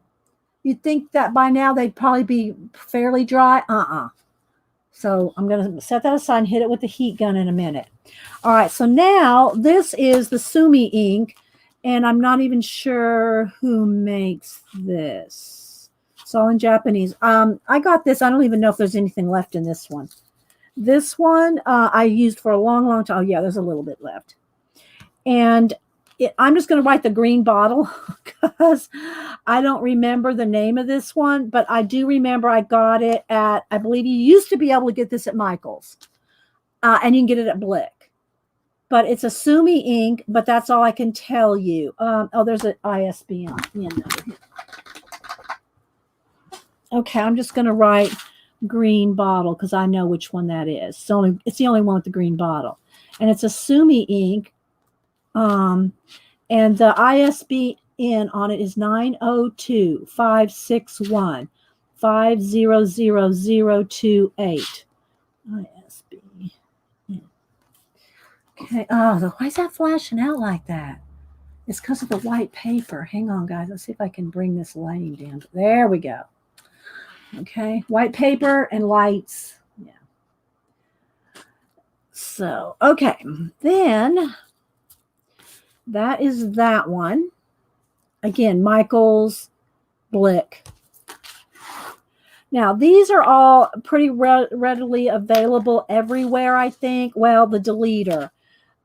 This is, you have to order deleter. This is the, okay, let's make it mark there. This is the deleter black. And manga artist, I don't know if they still do. I don't know what the, I don't know what manga artists do anymore. Let me see if I can zoom in. Let's see here. I want to try to get that flashing off of there. So you can see it because it's so white. Let me try to turn down the lighting just a little. Just a little. There we go. There we go. Deleter, and I have the black and the white. And manga artists used to swear by this. It's made in Japan. It's only it comes in from Japan. So whatever company sells it, you have to get. I think you can get it from Jet Pens. I think. I don't know. I haven't tried to buy some for a while. Could you put these in your Jane Davenport swatch box? I could. I could put these in my Jane Davenport. Then I'd know where they were, right, Devin? Devin's telling me put them in my Jane Davenport journal. Okay, so here we go. And I'm going to make sure my pen thing is dry here. And I'm just going to pick a little out of the lid. Okay, and there's some dry brushing there. All right. I'm trying to move along a little quicker here. Let's clean the brush. And that does have a smell to it, a scent. It has an inky smell to it. I smelled it when I opened the jar. Okay, now let's see. Now this, I don't even know. Is there any left in here? This is the ink that you used to use in your Kohinoor technical pens. And I swear this may be that old. I don't know. From back, look, this was $2.64 when I bought it back whenever. So this is an old jar. I got more up there. I just grabbed one, tried to grab one of each because what's this one? This one is a Staedtler, a Rapidograph ink. Jana's probably got all these too. The deleter white. I have the deleter white up there. But you know what? I'm just going to be honest with you. Since I started using the Posca, the white Posca, I use nothing else. Now, if you want to do a dip pen or a calligraphy pen and test, that with the white, that's different. But for just general white penness, inkness, I don't know. Nothing beats that. Okay, so this is a Kohinoor. Let's see. And again, I'm trying to look for a date on here. I'm not seeing one. But anyway, this is the Kohinoor 3085F. What was the other one I used? Yeah, this one right here, that's a 3080-4 universal. This is a 3085-F. Non-clogging, waterproof, because this is made for the pens. Okay. All right, so let me find me a little spot here that's dry. And just put a dot. Whoops, and I want to get to the tip. See if I can get the tip to, so you can take this off here like that, and you got one of these little. I just want to drop. I just wanted a little test. Okay, let's clean that off. Make sure my brush is dry. Oh, did I not shake it? Does it need to be shaken? Let's test that. I don't know. That doesn't look right. Or maybe I had water still in. I thought I dabbed off the water. Let's make sure. Let's get a little more. Let's do that better. Let's see. Nope. Maybe it's just old. Look, it's kind of brown, Janet. I'm saying Janet because she and I have used these in the actual pens before. So, but it's gone brown. This is old, guys. I can't even. It says Black India. This is not. Okay, let's just put old. This is the Black India, but it's not black. It's kind of faded. Okay, so this one I don't want to dissuade you. Yeah, don't dissuade you from this. I've got another one up there because I do not use this because I don't use technical pens. I do not use technical pens anymore, the fillable kind. I'll use Micron or something like that, but I don't use refillable technical pens like I had to do back in the cross stitch days to design cross stitch. So I don't use those pens anymore. So this ink is just like old. All right, so I put old ink, but it's kind of a cool brown, kind of a sepia kind of going there. Okay, yeah, it kind of looks like a walnut ink. Yeah. Oh, Mary says she's going to do a walnut ink for Inktober. Okay, well, that'll be different. All right, so now this is the Rapidiograph. No, the Staedtler. Well, I think it's Marsmatic. It's the German-made one, Staedtler. Again, this was made for pens. Let's do a little. Let's see if this is how old this one is. Let me put a dab out here. Okay, just a drop. All right. So let's test this one. It's the Staedtler Marsmatic. Again, this is old. I'm not telling you to buy these two because I don't even know if they make them anymore. Okay. And this made in Germany. I think all Staedtler Prague stuff is. Okay, let's test this one. Make sure my brush is clean and dry. Let's clean it again. Make sure it's dry. Oh, where did I put it? I don't know which one it was. I don't know which one I poured some out on here, and I don't know which one it was. Let's pour it again. So I want to make sure I get the right one. Okay. Uh-oh.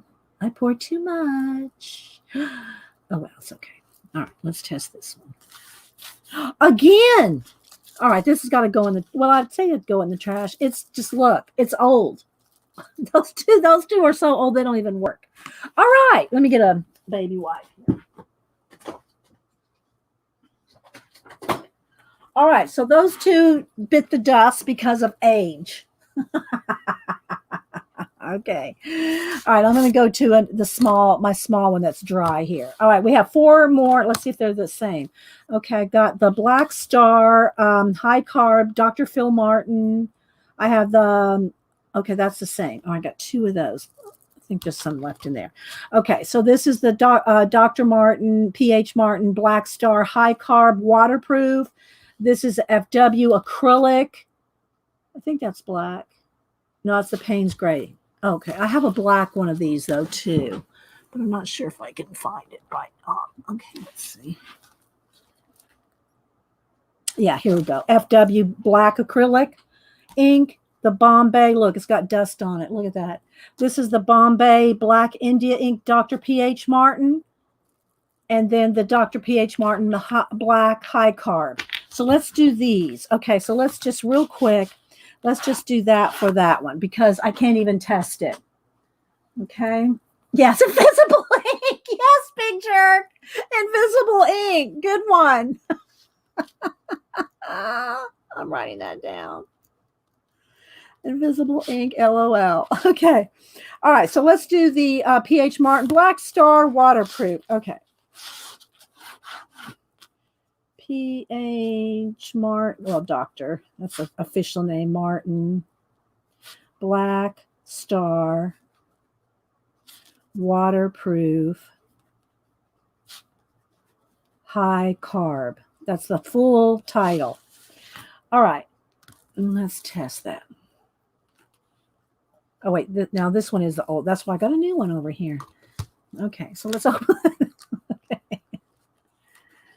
All right, so I'm going to put a little bit down here, and then I'll move it with the brush. Here we go. Do a little dry brush there. All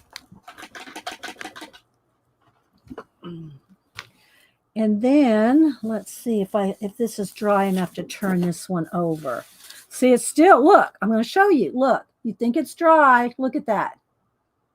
You think it's dry. Let me hit it with the heat gun, and then we'll turn this one over and do those last two.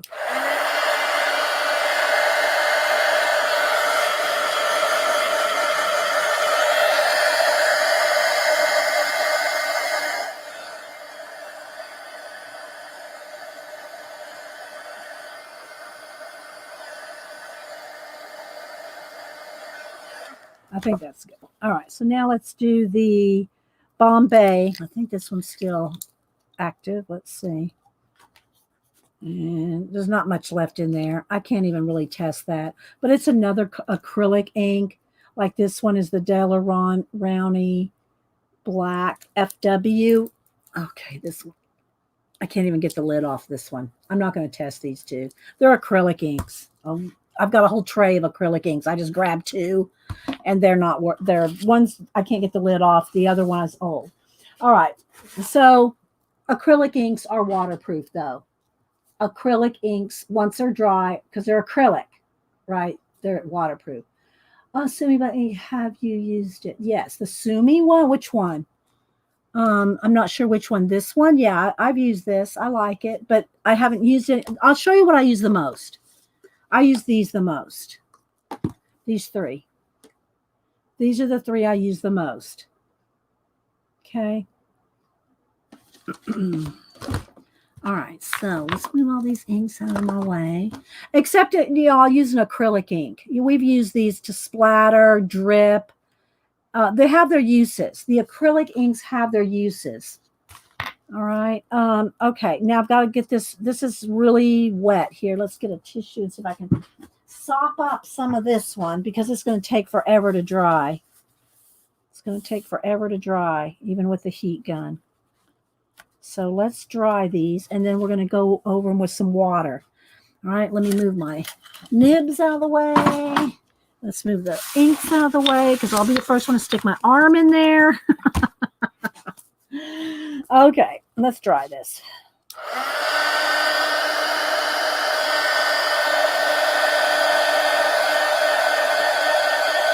The green one, Azure, the green bottle says Yasutomo Black Sumi Ink. Okay. Oh, let me just click on you there. Okay. All right. Thank you, Azure. All right. So let's go ahead and test.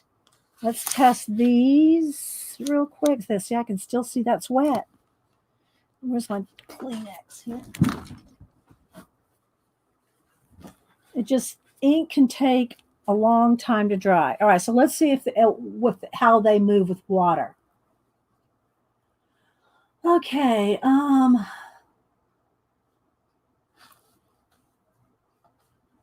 Thank you, Azure. Okay, so let's see. Let's get my little thing of water right here and test these. All right, so I'm just going to go through them and see. Okay, the gold black and the ultra black, the traditional Chinese ink. These, right? Oh, sorry. Let me back out. Hang on, guys. I'm too close. Let's back out. Maybe even one more. There we go. Okay. These are not waterproof. The traditional Chinese inks, these, I haven't had gold, silver. Well, it has a gold flex to it, and then the regular black. Okay, and they have a silver. There we go. That one. All right, let me clean my brush again. Hang on. Clean, dry. Okay. All right, here's the the Fude from Daiso, which is this one. Okay. And it moves. Okay. So this is the one I use most, probably, the Kohinoor. That's the next one. Let's clean the brush. Dry. Wet. Okay, and it is waterproof. The Kohinoor. So if you want to make sure you have a waterproof, the Kohinoor is a waterproof. All right. The black velvet. This one from Hobby Lobby. Handy Art, made in USA.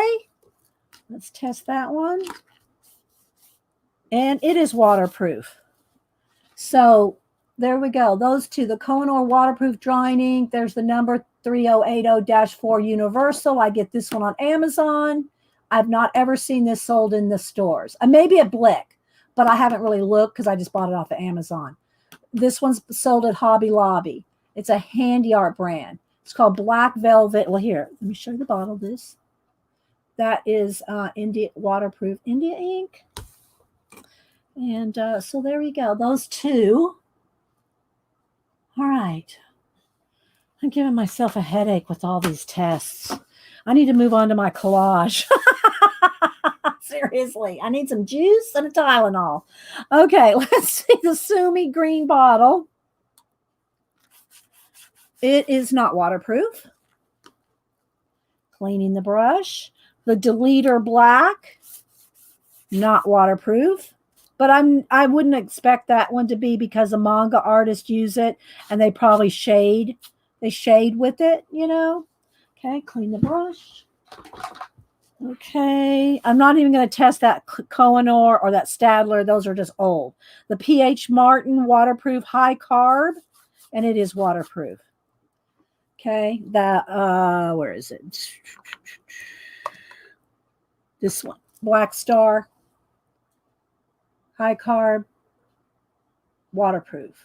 So we have 3 waterproof ones. The Black Star, high carb, the Black Velvet waterproof India ink from Hobby Lobby, and the Kohinoor 3080-4 Universal waterproof drawing ink that I got from Hobby Lobby. Okay, how we doing?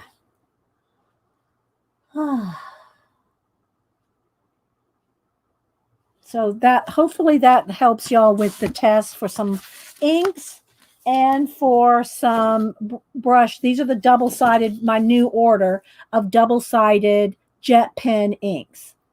All right, I'm going to go get some more juice. I'm going to set these somewhere aside to dry because they will take a while to 100% dry. And let's move the Bristol. Got some little test paper here if I need it. I got to make room for the next project. Slide those inks. So my inks, I wanted some new double-sided inks to test for Inktober. I still do not know the theme I'm going to do. I will take a minute to chill. Let me back up. Let's see here. Just to talk about what I want to do, Inktober. I've done Inktober 5 years in a row. This will be my 6th year. Hang on, let's see if I can get to something here.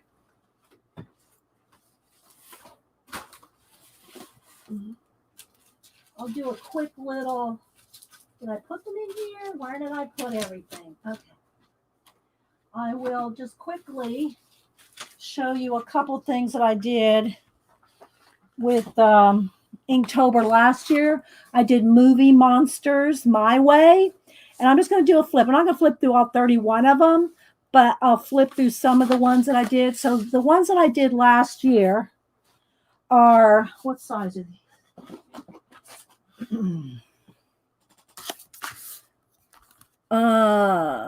11 by 14, 11 by 14 size paper is what I did them on last year. So I'm just going to kind of run through a few of them. And then I'm going to go get some more juice. And then we're going to do our collage project. But I am excited about Inktober. I always love doing Inktober. This is the one that even made, I gotta tell this, when Zippy was on, Zippy the Unicorn, I did a flip through these, and let me move that cord there. And Zippy busted out laughing at this one, and Hubster said, "Oh my gosh, you made Zippy laugh. You gotta have Zippy back on." The Invisible Man. This is one of my favorites. But anyway, some are from some obscure movies. And so I'm just going to flip through them real quick. I won't show all of them because I don't want to take the time. There's Julie's Boss, the Yeti. And then there's some, random Japanese Rodin. And here's my list. So I need to do that. Here's my last Inktober. So Gamera. I can't think of it. The Fly. And the Bride of Frankenstein. I even did a little Elvira, Wicked Witch of the West. Now, Poe is not part of this. I did Poe in October because Poe, but he wasn't part of the Inktober. Here's Zira from Planet of the Apes, The Predator, more Japanese monsters, A Creature from the Black Lagoon, the Gargoyle movie, King Kong. I'm just going to try to flip through a few. Here's Nosferatu, Cyclops, Vampire, Phantom of the Opera. Let's see.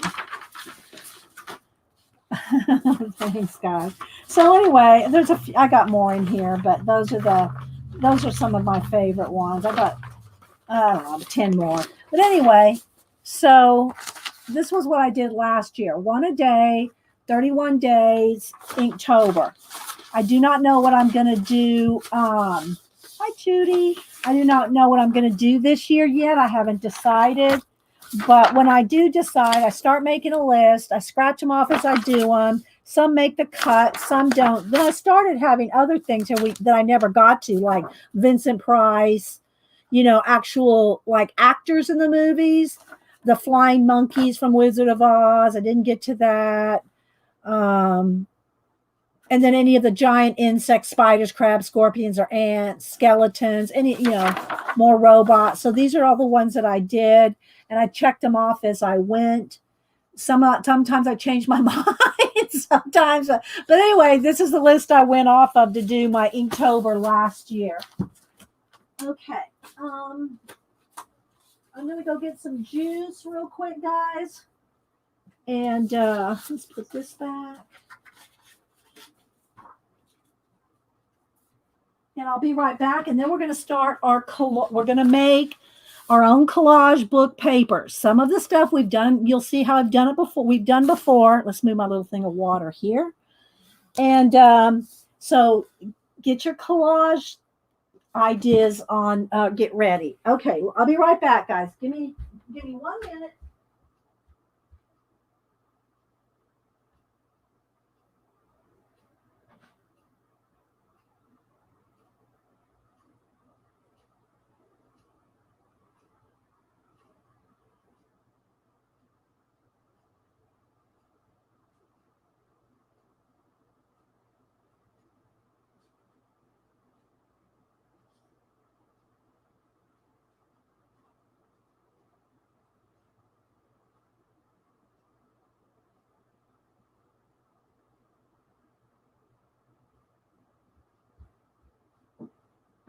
Okay.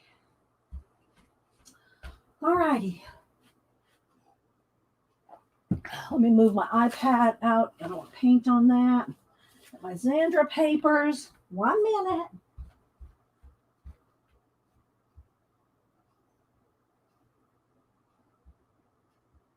Okay. So y'all know, of course, y'all know I'm a collage artist and I use all different kinds of collage paper. So to start out, if you don't have your Society of Idea Collector notepad or something to write on, let me move all my invoices. There's a lot of running around when you stream. I haven't even put all my inks away yet, but I think they're out of my way. There we go. So this is going to bug me. It's wet ink. So there's so many different kinds of things. There's so many different, oh, Ashley, paper. So I have different lists in different books of different papers and things you can use in collage and to make your own collage papers. But what I did is just make a quick list. I made a quick list of some different papers that you can use. And then y'all know we have done magazine journals. See, what one was that? Oh, that was. Y'all know we've done magazine journals. Well, we're going to do something with those. Okay, so I'm going to read off my list of different things you can use.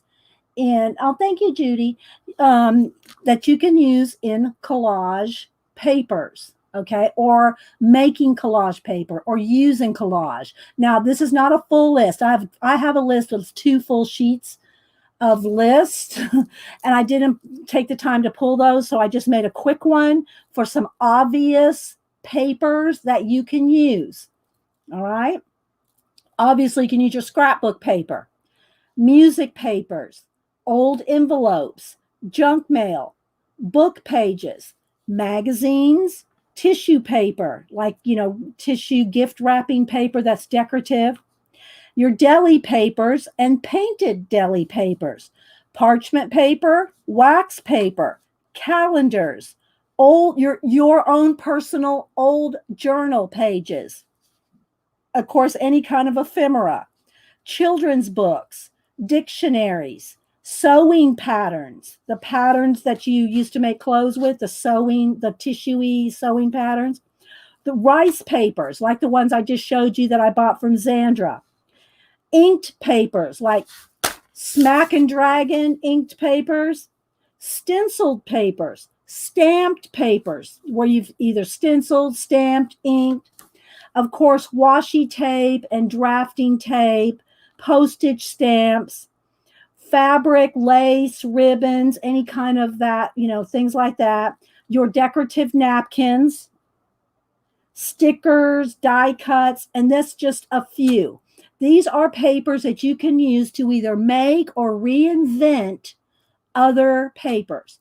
So a couple weeks ago, I showed you how you can take your magazine, art magazines and things like that, and tear the pages out and scrape paint on them. Let me see if I have one handy.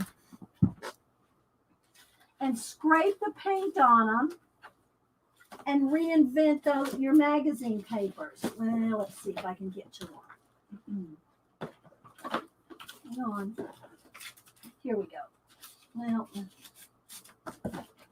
I've already cut them down. I've already started using them, so they're cut down. Trying to find a full sheet. No, that's not one. Okay, well, I don't have one handy. Okay, so you can take your magazine pages from magazines, and scrape paint on them, splatter them, drip them, stencil them, do all this stuff to them, and reuse them. So when you have your magazine journals, which I've got this one here, this is 3 magazines glued together, covered with scrapbook paper, and this one just happens to be that's already shiny. I didn't varnish it or anything. And then in your magazine journals, it's always I've shown these before, where it's a good way to practice blending, matching, doing different things with your colors with the magazine images, right? So what we're going to do today is I'm going to take one of my art journals. I'm not making a big art journal. I've got one that's cut in half. I've probably got at least 5 or 6 of these. I've given a couple away. But what I want to show you is when you do these things like this in a magazine journal, okay, you got your magazine journal, and we're going to make one with a new journal, a new one. Then, and I already started one just so you don't get scared. You can tear these out. So essentially what you're doing is you're making your own collage papers. So when you fill up your magazine journal with painty papers, you fill it up with painty papers, and you say, I'm going to make this collage project, whatever it may be, but I need some gold and browns. You have some at your fingertips. You have your own handmade painty papers that you can use. We are going to use these. They're not going to just sit in books, although this is a great way to practice matching colors and blending colors, which we've done this multiple times, right? Let's turn that light down. There we go. We have done this multiple times, making magazine journals and using, doing the pages themselves, right? We do this in match papers, and and this one doesn't have a lot right there in the middle. I guess I should go to the front here. I got more done.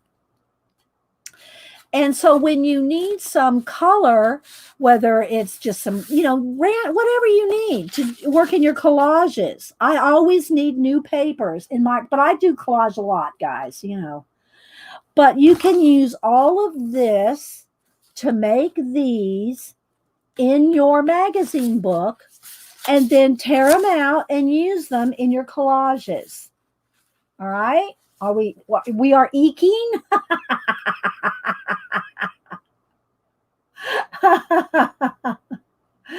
Thank you, Julie Topaz. Thank you for putting that up there. Yeah. You want to tip jar me? Okay. So anyway, and you can tear these up as big or as little as you want. You can use them to make your art cards. You can use them in your art journals. You can use them in all your mixed media, journaling, collaging projects, to the point where you can use them. Wait a minute. Oh, no, I'm not having issues. I'm trying to back out here. To the point where, let's fix my camera here. You can do posters. And I'll just show you my two newest ones that I'm working on. So these are the two newest posters that I'm working on with collage elements. Okay, so some of these are from Abandoned Castles, Kieran Connolly, and then all just different collage elements, and then everything's painted in. So all the background, this is all painted in. So there's this one, and I'm working on these. I'm going to do 21 of these. They're 22 by 29, I think. I'm going to do 21 of these, and I'm going to try to just work on them on Sunday afternoons. Here's my Garden of Eden one. And again, it wants to flash out a little bit. But again, so you can have papers to use in your collage. So here's my little door there. That's what happened in the garden. Death came. So anyway, so you can do anything from huge size posters down to, I gotta get this back in the stack. I got it pinned up here, to your art cards, which can be, let me grab my little stack here, little 3x4 art cards that you can, let's get down to, stack some up here. Down to this size. So these little bits like this, I could tear down to the tiniest little areas to use in an art card like this. Okay. Now, granted, I paint them in. I use paint to make them cohesive. Okay. But you can make them down to this size, all the way up to those posters. And my technique and the way I do it is exactly the same. It's the same that I do on this size that I do on the poster size. There's just more of it on the poster, right? There's just more of it. Same thing I do, and I'm not pulling them out right now, but if you want to see more altered books, abandoned books, look in my playlist under abandoned books, mixed media, and collage. Look under those 3 playlists, and I literally have hundreds of videos on it, on collaging and mixed media. Okay, so here we go. Let's just see what else, I want to find something a little more. Oh, here we go. So this one's got, it's not, again, it's just scrape paint. It can be that you are trying to blend, you are trying to match, you are trying to make an art journal page, but now you want to use, let's say if you want to use purples, or maybe you want to use these colors. But my point is we want to make a book of collage papers that we make and can use. So I got a new magazine here. I pulled out, well, it's not new. The magazine itself is not new. It is, let's see what year this one is. This one's from 2016. I pulled some even older ones. I just grabbed a stack of my art journaling magazines. This one's from 2014. This one's from 2010. Is that 10? I think that's 2010.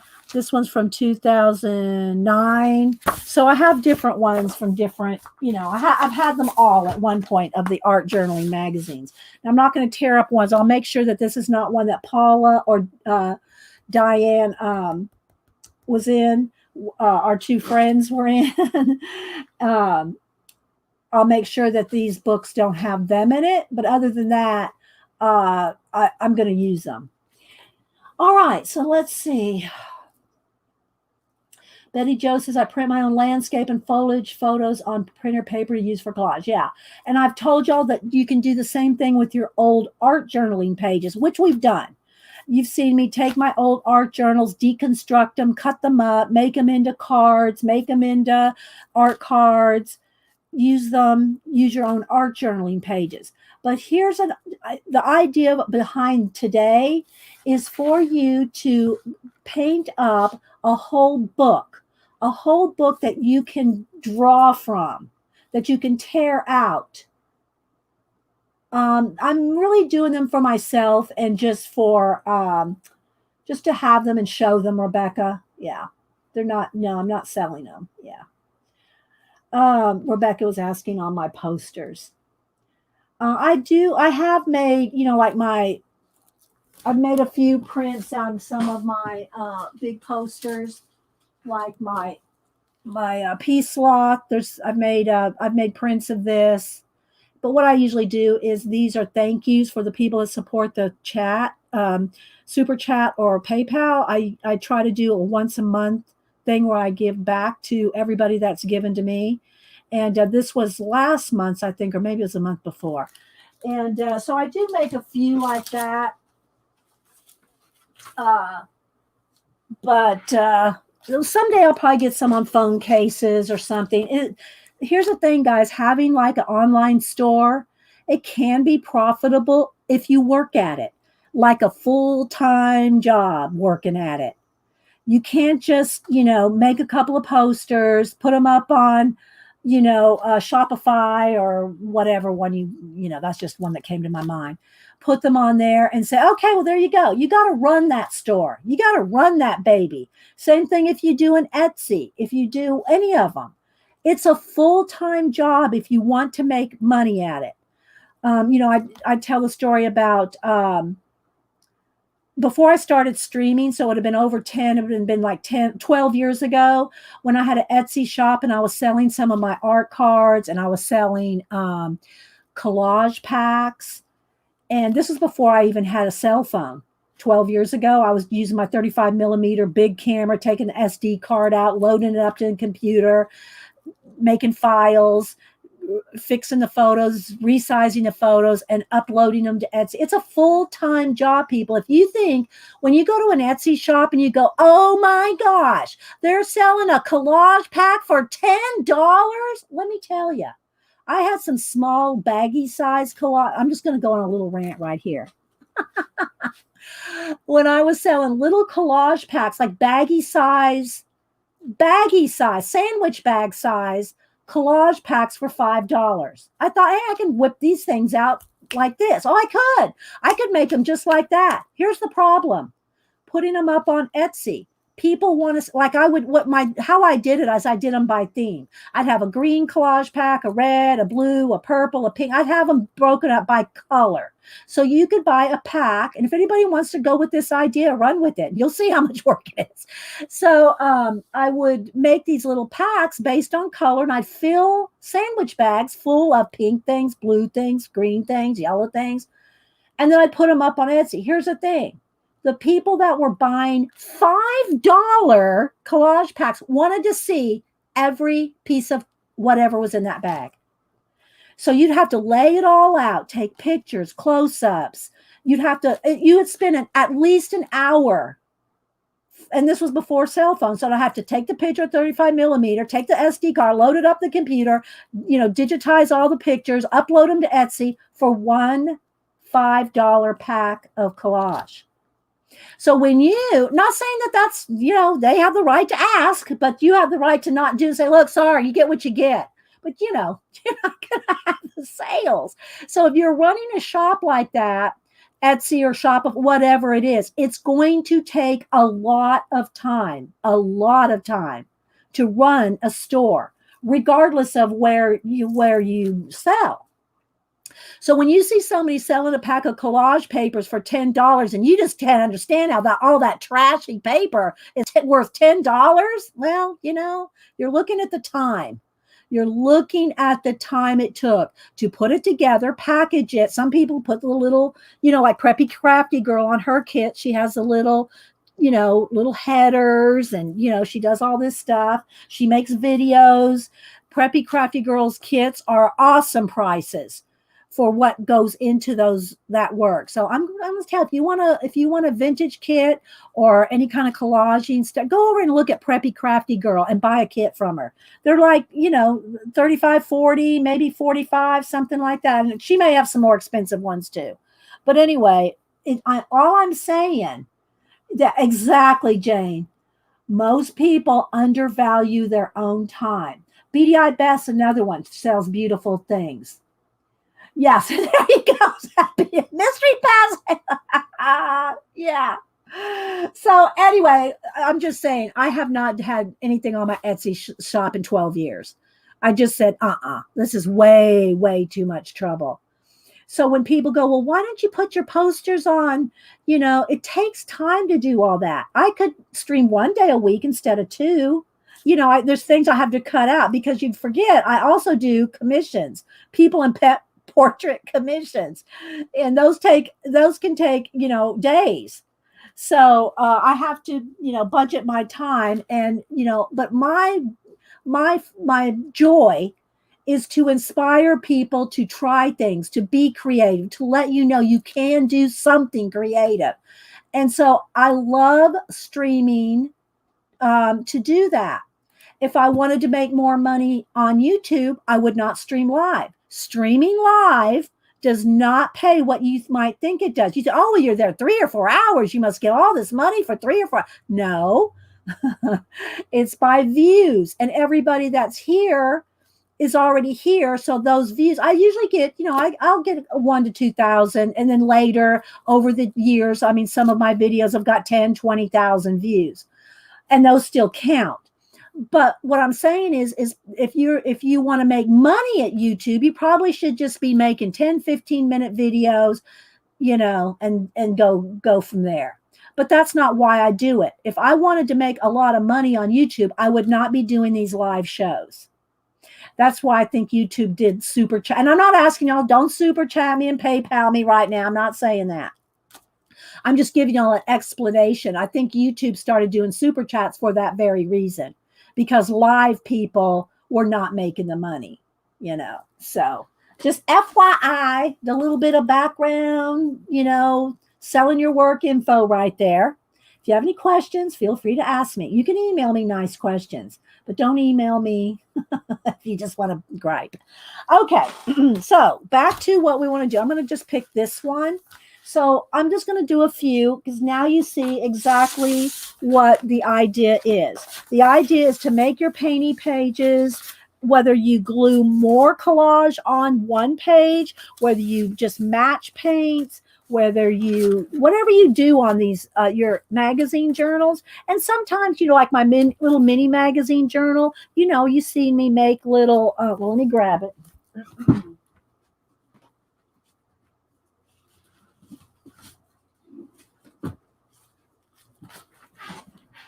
These are magazines cut in half and glued. So I've got 2 magazines, 4 sections because they're all cut in half. And then where we painted in, let me move this because this is what we just did. So you want to make sure you put wax paper behind it till things dry. So then you can, this is all finger painted. I did this, I think, on Monday when I was showing art art journals. But if you just want to make this an art journal in and of itself, a smaller one's probably more reasonable to do. I mean, even though it's thick, you don't have to fill whole pages. But if you want to do art journaling and writing or whatever you want to do in them, we love our art journals for whatever we want to do in them. And so if you want to do something like this, like the enablers page, you might just want to keep it as an art journal in and of itself, a magazine art journal. But my point today is that you can make a book of pages that you rip them out, you rip the pages out to use in other collages. Okay? Okay, Cindy Lee, thank you. Sleep well. Sleep well. Hi, Cat and Paste. Who else am I missing? Lady True North Jan. Anybody else popping in? Okay, so that's what we're going to do today. Now, let's see. Do I need to be backed out just a little? Is this good, you think, guys? Is that about right? So I'm just going to use craft paint. I always use just craft paint. Now, we will have to dry in between because we don't want to glue our pages together. Let me get a couple trays up here. And I just use coffee lids for acrylic paint. If you're using watercolor, you want to have white background so you can see the color because they're translucent. But for acrylic paint, I can see the colors just fine when they pile up. But you can also clean them off. You can peel off. You can peel off your acrylic paint. And some people even like the painty skins on the back to do things with. So, these are just kind of like 100% reusable, recyclable. All right, so we're gonna do some of this in these magazines, and I will just get some. Let me clean off my palette knife. If y'all have any questions, feel free to ask. Hi, Heidi. Let's see. Let's see. What did Julie Topaz said? Don't be like me. Use 500-page magazine for your first magazine art journal. That thing took me 2 years to finish. Well, here's the thing about doing it this way, where you're going to reuse the pages. You don't have to fill them all. You just do what you want, right? All right. So I am just going to, let's just start with the first page. Now, I can do these a couple different ways. I probably should have some wax paper so I'm not gluing things together. Well, that one doesn't have anything to glue, but and you don't have. I would recommend going to pages that, like, if you start with just all ads, you're probably going to get, I don't feel like doing that. Go to pages that you feel inspired to paint on, and that you'll end up reusing. Oh, let's do a little better than this. Let's find something a little better. So in other words, don't start with this page. You're going to go, oh, I'm just going to scratch. Start with something that's going to be a little more fun. Okay, here we go. Carrie Todd's page. There's an article by her. All right. So, and I know, nobody email me. So you tore up the, don't email me. I bought this magazine. I paid my money for it. I can cut it up, tear it up, throw it away, whatever I want to do. Okay. I'm not reusing her art in the sense of, this is what I did. We're covering all this up. Okay. Okay. I am going to have to pick up some of these inks because I can't get to my paints. So I am going to pick up these ink bottles, put them back up on the shelf. I have to reach over. Reaching over. Okay. So I can get to my paints that are right there. Let's get the lighting back. Okay. All right. Now it's flashed out. Let's darken it back down just a little. All righty. There we go. All right. So I'm going to start here with and really, you don't have to put wax paper if you're a little careful. But if you're going to be real messy like I usually am, if you go over the edges you're going to glue your pages together. And I don't glue any pages together. So I don't want them glued together. So I'll be a little careful, but I am going to be slinging paint. All right. So for instance here, pink. And we'll do a few, and then we'll tear up a few. Okay. So we're going to put some pink, some white. This is a new bottle. Where's my old bottle? Got another bottle of white paint somewhere. Where did I put it? I'm looking. Where did I put my white paint? Yeah. Have to get another one out. Here's one. Okay, and then some black. And maybe some orange. You pick the colors that you like, right? That speak to you. Now, still with the tour? Okay, I got another orange over here that's open. Always shake up your acrylic paints well because they can separate if you don't use them like every day. All right, so now there's a couple different ways you can put the paint on your pages. You can do, if you want to practice blending, let's say, then you can take, and I'm going to show you a few different ways.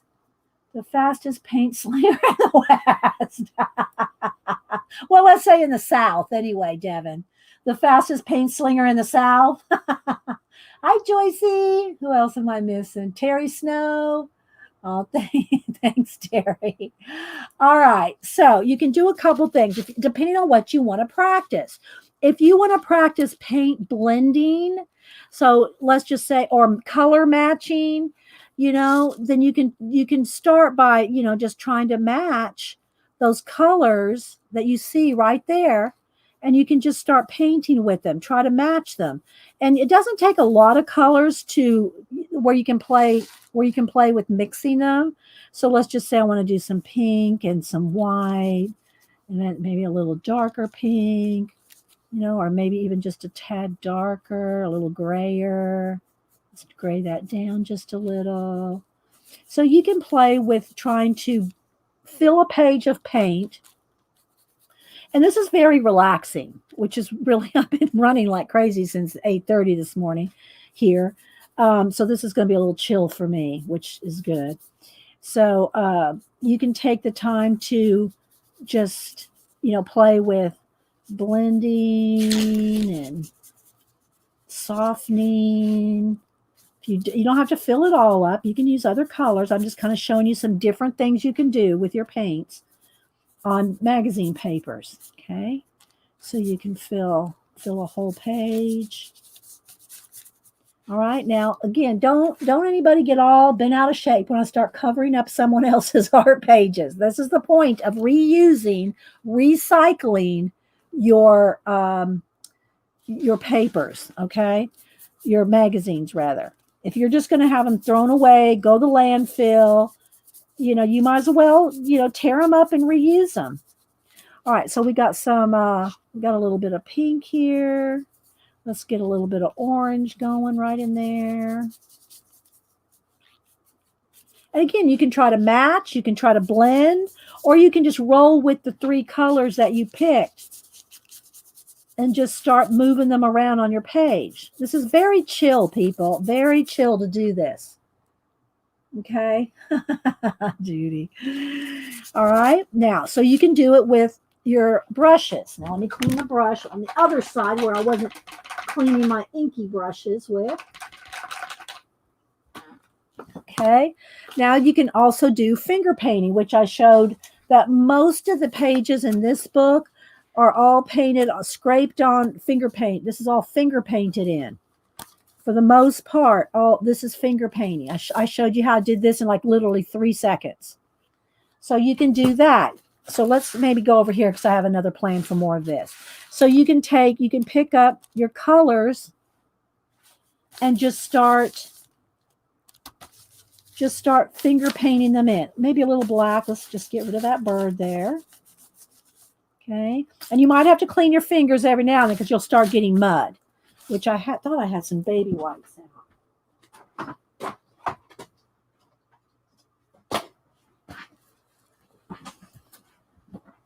So, you know, clean your fingers every now and then, and you can cover up text.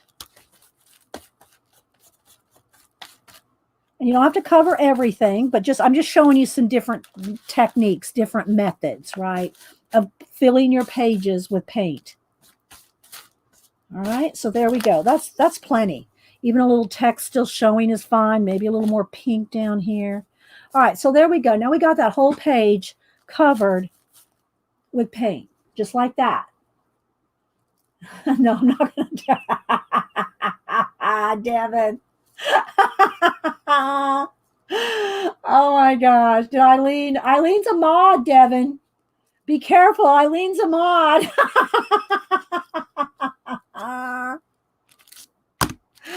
Okay, so you can do it like that. You can use a baby wipe. If you don't like getting all in the paint, you can go in here and you can just put on other colors. Okay. You can take your paint. Let's just get some white here. Water it down. Oops. Get a soft brush. Let's find one here. Digging through my brushes here. Let's find something fairly. You want a floppy brush. You want something that's pretty floppy to do this. Water down. Splatter some paint. Now, and I'm going to hit this with a heat gun. It probably won't dry. I'll probably just have to tear them out. But because when you splatter, it takes a minute to dry. So there you go. Now you just made yourself black, orange, pink, and white collage papers. Now dry it. Make sure it's 100% dry, or put some wax paper between if you're going to move on, which we're going to do. Or make sure it's 100% dry. And then next time you're doing a collage and you go, oh, I needed some pink clouds, tear this out.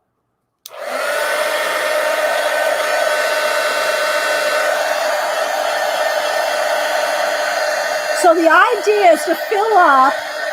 And again, you don't have to do every page. If you got a page that's all advertising or text and you just go, I just don't even want to put any paint on that page, then maybe glue some other papers that you don't like on that page and then paint over them.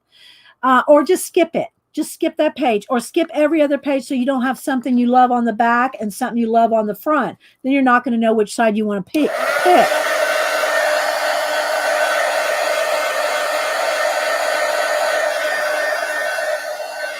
So again, this is the splatter is very wet. It's going to take a while to dry. I want to move on. So I'm just going to go ahead and put a piece of wax paper there. It doesn't matter if it gets mushy because this is a collage paper.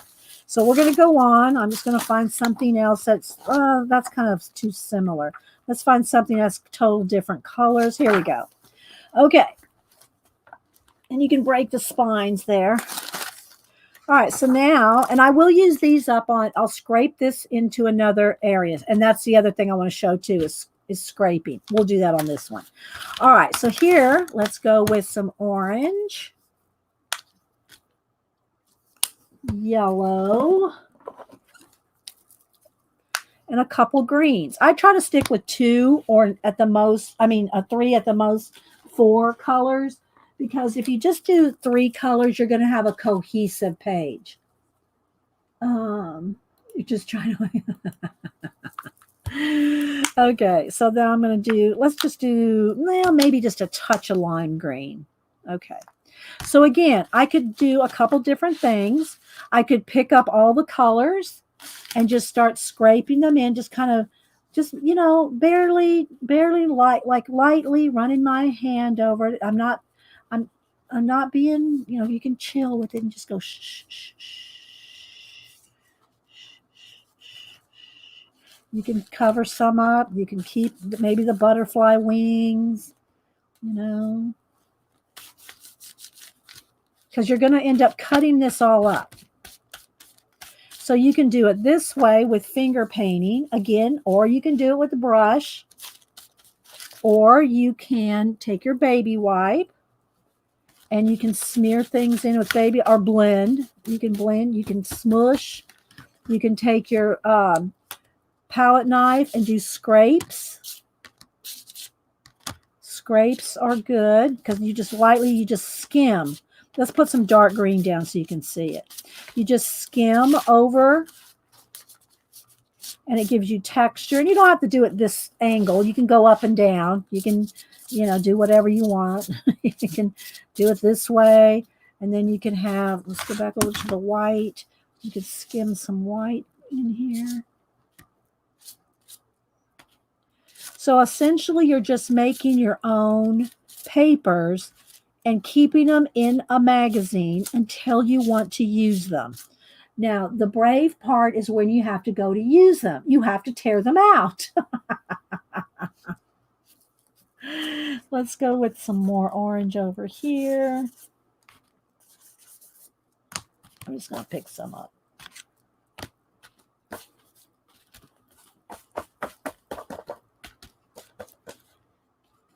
And it doesn't matter if it looks like a hot mess because, again, you're going to use these. You're going to use them in other projects. Let's move my wax paper here so I can set that down. Baby wipe, clean my hands. Look, that got flashed out again. Just turn the lighting back down just a little. There we go.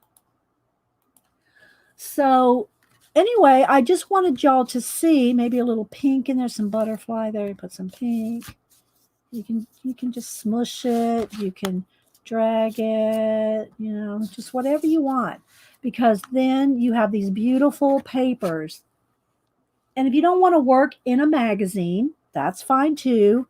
Let's just say you have this art magazine and you'd already harvested it. You've already picked out things you like out of it. So let's just do that. So if you don't want to keep a whole magazine full is what I'm saying. Let me find something kind of bright. Here we go. So you can just, let's set this one aside for a minute. So let's just say there's some purple like this. So rather than working in the magazine, it's really bright. I mean, it looks good, but it's kind of flashed out. Let's just say you have a stack of things you've taken out of a magazine. Okay. Oh, thanks, Rebecca. And you've already torn. I've got stacks of things I've already torn out, right? So instead of leaving it in a magazine, just say you don't want to keep those magazines laying around and you've got tons of magazines. You're trying to clean them out, clear them out, whatever, and you don't care about, making a whole book full. Then that's when you can take and just make some individual pages. Let's see here. What am I looking for?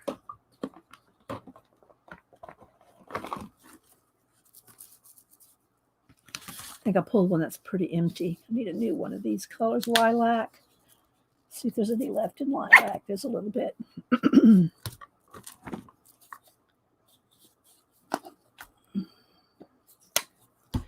And I still have yellow over here. Maybe I'll get a brighter yellow. And the thing about craft paints is they're only, about $1 each. So, and you get a lot out of them if you're doing something like this, right? For thin pages. Okay, this might be a good idea for thin page and fashion magazines as well. Yeah, because what you're doing is you're making them thicker with paint, and you're not keeping them like as an art journal itself. You're not making a magazine journal. You're using the pages.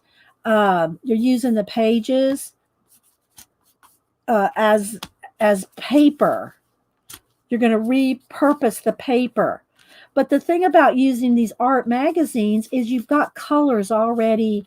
You're not having to think about, what color should I throw on here? You've already got some. Here's lavender, yellow, and white. So I'm just going to keep throwing on yellow, lavender, and white. Maybe just a little piece of something might still show or not, but you're repurposing the magazines to make paper, right? So now you've got your own collage papers. You can go that. Then you could take even, let's see, let's maybe do an orange. Let's take the orange, just a little bit of orange there.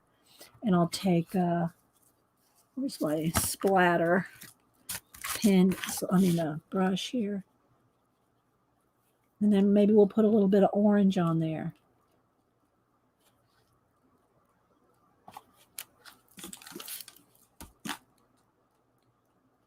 Okay, so now when you dry this, and I'll pick a couple pages that are dry.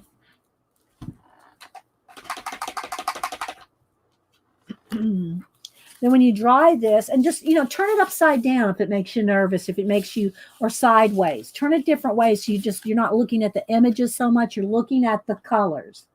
See? Look at all those pretty colors to use in another project. I keep adding baby wipes to our grocery list, and my husband asked if we have a baby. Well, make sure you get, when you get baby wipes, if at all possible. I don't know if there's a baby wipe shortage anymore. There was for a while, like with the toilet paper, but you want the Huggies Natural. I get these big packs, and then I can take them out and just refill the same box. So I'm not buying plastic boxes over and over. So I just have one box. I just have one box that I buy the refills, and you can buy individual packs too. But Huggies Natural does not have a scent, and it has no soap. So when you're squishing them, there's no, there's no soap coming out. This is just the best ones. If you get an option to buy these, buy these. And then I just keep refilling the same box over and over.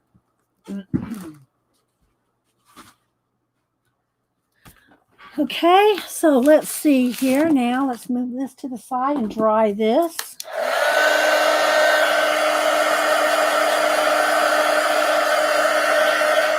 Yeah, and a little bit of the text speaking through, or something darker, or there's just so much. And you can do it however you want, This is where your individual style and color choices and all that come in. Y'all know I like Payne's Gray, Sienna, and yellow ochre. I love those colors. Like in my big poster. So when I went to do the Garden of Eden, which is all greens, it was like, I love the idea and the theme and the way I was doing it, but the green, I just was not enjoying the green. But because I wanted to do the Garden of Eden theme, I had to have the green, right? So I just sucked it up and did the green. But if I have a preference, I don't go for green.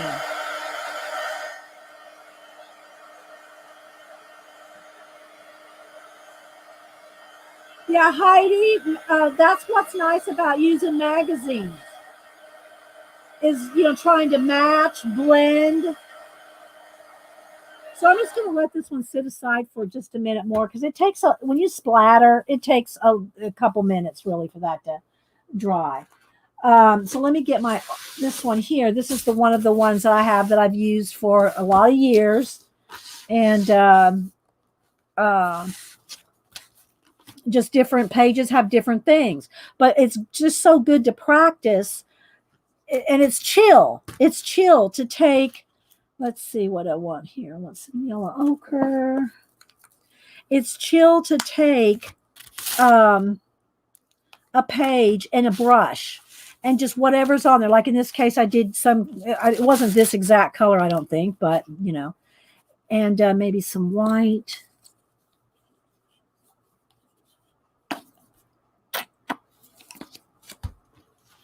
Trying to get it so you can see everything here. And you can just start playing with blending. You can blend out the words, you can keep the words, and depending on what you're going to do with it. If you're going to make an art journal out of it, then you might want to keep some of the little art piece things there that you like. If you're going to tear it up and use it as a collage paper, then you're probably going to want to go more full-on coverage, right? But this is very chill. It's just fun to try to match, blend, see how you can soften something out. And I still do this in my art journals. If y'all watched Monday's show when I did, let's put a little yellow in there. Monday show when I showed a bunch of my old art journals. Well, not necessarily old, things in progress, and some were older. And I still do this technique in my art journals, in my mixed media collage art journals, where I might want to do a theme or a, let me just grab one here. Like this one is one of the ones I'm doing with like faith in it. So I will blend out, like this is all whitewashed with nothing blended out yet. Same here. But then I can go to like blending like this. Say, and it's because you do hundreds like this that you can easily see and blend because you've done so many. But you can, continuously add more color. It's totally up to you, and depending on what you want to do with it. If you're going to turn this into an art journal or art papers, because you're going to treat it a little differently, whichever one you choose. You're going to treat it a little different, right? And again, you can do other things. You can put some gesso. You can do watercolor on top of the gesso. You can use your water-soluble crayons. These are the Jane ones, but you can also use your Neocolor 2 water-soluble crayons. And let's put some orange here. You can use, let's put maybe a little darker orange down here next to this horse sky. Maybe a little turquoise. Okay, so you can use your water-soluble crayons, and then you can either use white paint or gesso. White paint or gesso. Whoops, I picked up green. Let's clean that off.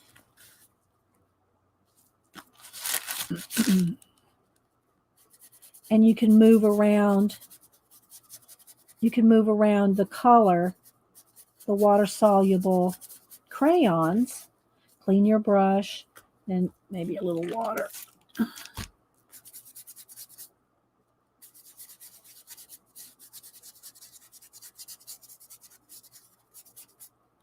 Paint. So you can play with mixing and matching and moving. And all of this, I know somebody asked on Monday, their sister or their cousin or somebody said, well, what's the purpose of that? Well, you're not going to learn how to do things with paint if you don't play with paint. That's like saying, why do you want to learn algebra? Well, that's not a good example if you're going to go in engineering or something. But, why would you want to learn anything that starts out at a base where you have to have something as a base, or a learning, or, where you have to learn certain techniques, or, you have to start somewhere. So you see how it's already looking kind of cool here? Maybe I want more green here instead of teal, because I've got that here on my tray, on my plate. So let's just go ahead and blend that in. And you can, if you've whitewashed it, like you saw in some of that journal I just showed, the Travelers, where I have whitewashed backgrounds. Well, on top of that, you can add watercolor, and you can do any of it. That's why it's mixed media, right? That's why it's mixed media, because you can do all of it. Hi, Mary Beth. Anybody else I missed coming in? Let's do maybe a little more orange up here. So, and this is very relaxing, very chill. And again, if after this dries and you think, well, I'm not going to journal on this, but let's just say, oh, I like this section right here. Well, tear that section out. Put that section in your art journal, or that section in your art journal. Just make a little piece here that you like, and use that in your journaling art journal. Tear this out and use that, or just a little piece of color. You could use this section right here as a background and you could have a quote written out on a piece of parchment paper, and you could put that quote on top of this section. It doesn't have to stay in the magazine journal. Again, that's what I'm trying to show you. You can tear these out, tear them out. Okay, tear it out, and then cut out areas or tear out areas. You can take your scissors. Now, hopefully it's dry enough here, but trim it down to what you like. If you like this section, if you like, if you want to make some art cards, some ATCs, you got that section.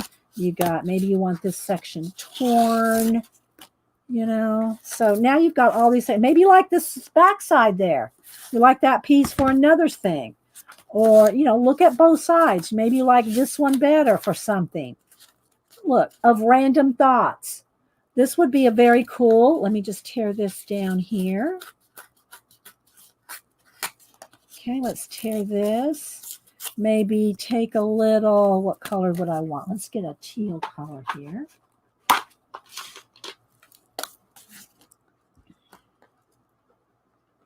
And maybe leave it partially scribbled, partially painted. Let's get some water. Okay, whoops, I've got to clean my brush. Hang on.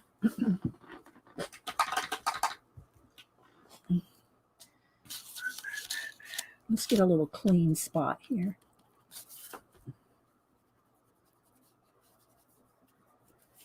I'm going to paint over those torn edges.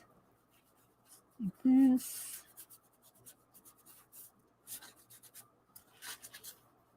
Okay, so you got this little thing, and maybe you want a little bit darker teal in there. I'm just talking to myself and showing you what I would be doing. Okay, a little bit of teal in there with that white. Maybe mix it in with your fingers. Maybe a little scrapey. Maybe some darker edges. Where those torn edges are. Something like this. Okay, so I got this now. Clean my brush again.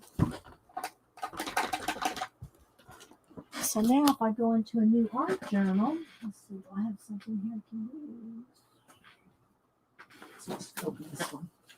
So now I can go into my art journal, and maybe this will be the start of a page of random thoughts. So, there's just so many things you can do with paper and paint. White or gesso will also make neon color. Yes, well, you got to have it wet enough. Just gesso in itself, it'll move it. Let me go there. But you might have to add a little bit of water to it to make it really move. Does that make sense? So now we got a little too dark. It kind of comes and goes. Let's brighten it back up just a little. There we go. So you can use the different sections, different pieces. Look at that right there. It's just so inspiring. Let's just maybe tear that down just a little. And so you're making your own collage papers. Bye, Marie. Thanks for stopping in. Okay, Pacola. So, look at that and just think about it for a minute. You can make these into tags, art cards, or a part like I showed you here in another journal. This side, look, it's the same thing. You could, it's just what you like. But look, there's so much inspiration in just old magazines that you have painted over. All right, let's see. What else do we've got going on here? Let me think of something else here. Here's where I tore one out. Look, here's a little door. You could just, there's so many things you can use this lengthwise. You could cut it down. You can, let's see, what other colors do I have here? Let's brighten this up maybe just a little with some more orange. Paint those edges.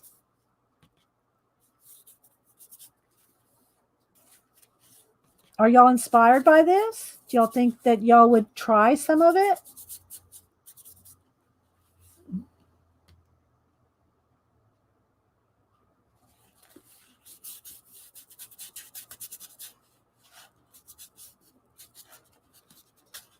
maybe a little maroon.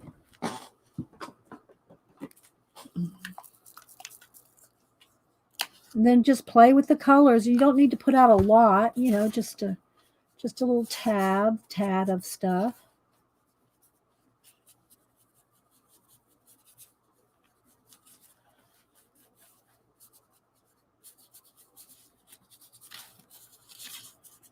But you're just practicing so many things with brushes and paints and colors. Thank you, Candy. You'll be doing one? Oh, good. And, you know, even if you just do some pages, even if you don't do a whole magazine itself, pick a few pages just to try it. That's probably what I'd recommend anyway. Pick a few pages out of a magazine you like and try it, and then just tear those pages out and you know, see if you like doing that and reusing them.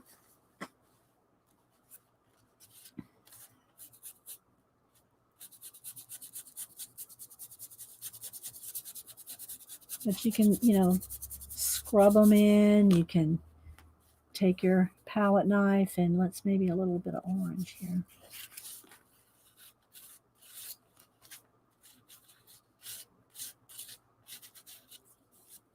Move it around. Maybe there's some trees up in there. Let's see. Let's get a pencil. Let's get a.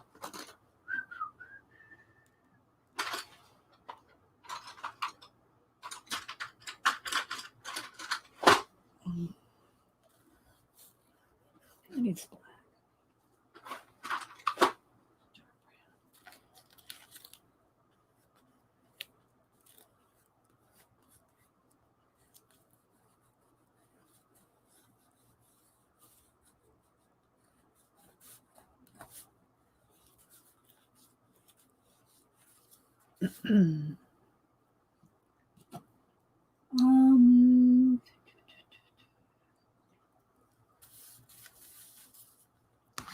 Maybe there's a little bit of a path coming up through here. No, I didn't really want green, but since we got it there, I'll just kind of roll with it.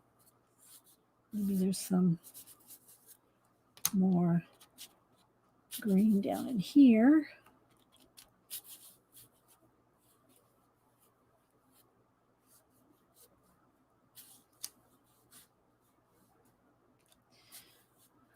But I think you get the idea. You can just play and play and play with paint and then tear little bits out and make something out of it, or just tear it up and use it as, you know, other thing like a, let's go back with this and get a piece of, gotta make some room here.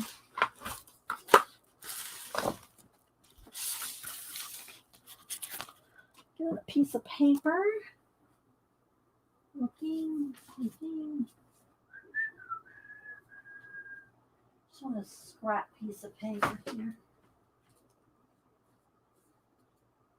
I'll just get a piece of cardstock. I just want to do a little example.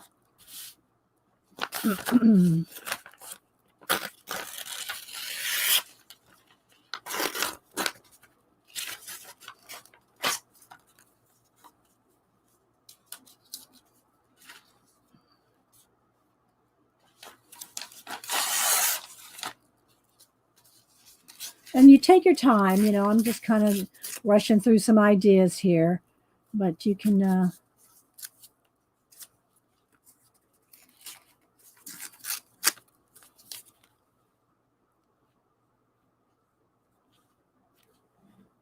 you know, start building a world, starting with the purple sky. And you can glue this down, paint it in. You know, let's maybe use, I'd probably want something different on the bottom. Well, that could be a reflection in the water, if we did water. But then you can take a whole nother piece of something and do that down here. Let's get some fresh baby wipes. Where'd I put them? Oh. All right. Any questions? Hi, Make a Mess today. How you doing?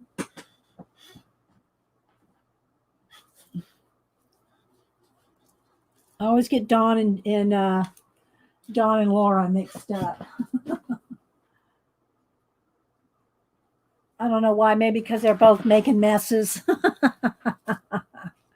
Hi, Gail. Let's see. I'm sure I'm missing people. Okay, so I think you got the idea of how to use your magazine altered painty papers, how you can use them to make your own collage papers. It's like no limit to what you can do with them. And you're upcycling you're upcycling your magazines and using them. Let's see if I can find another page here. Okay, here's one. So this one we stenciled on and has some like jewelry stuff, but this is actually the real stencil. I can't actually tear that one, but we can tear this one. So let's just move that over here and let's maybe do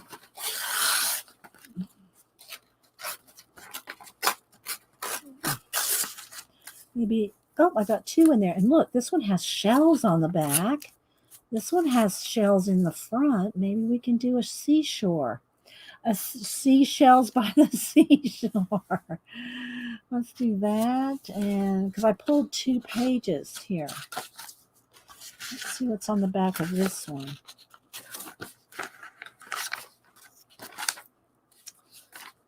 Let's just roll with this.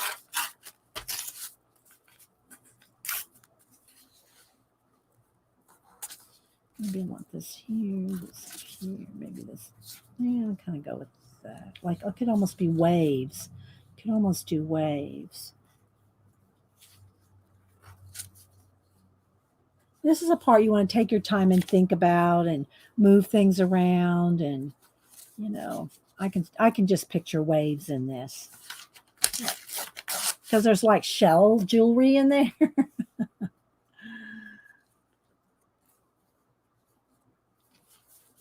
And maybe break it up with a darker color. Let me look through my magazine here. See what I can pull. I need some dark blue. Do I have some dark blue in here? I have every color probably at some point. But let's see if I can find some dark blue. I might have to paint one. It's just blue. I don't want just blue. I want dark blue. Let's see. I'm flipping here. Maybe I don't have any dark blue. Because I'm thinking like some dark blue. Of course, we can always just do. We can always paint it. Let's get some on. What color do you want? Just real blue. Do you want off color blue? Do you want 2 blues? I need another tray.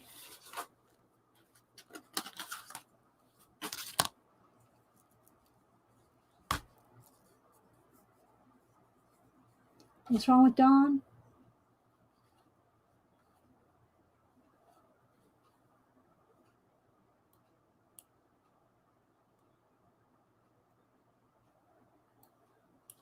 Stay safe. I know my daughter's in LA, so I don't think she's near this particular fire, but oops, I gotta shake that up. But she's been around them before. Some of the wildfires. All right, so let's just maybe do a little scraping, not with that right there wasn't mixed up, so I want some of this. Let's do this maybe. Some white. Make it look foamy.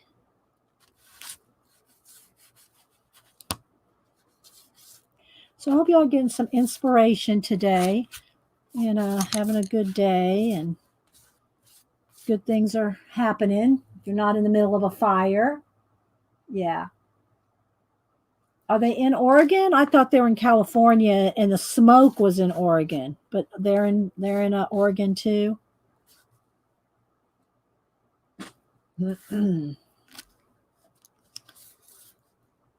Okay, so what are you guys going to try? Are you going to try magazine tearing out? Are you going to fill a magazine? What do you think you're going to do with the ideas?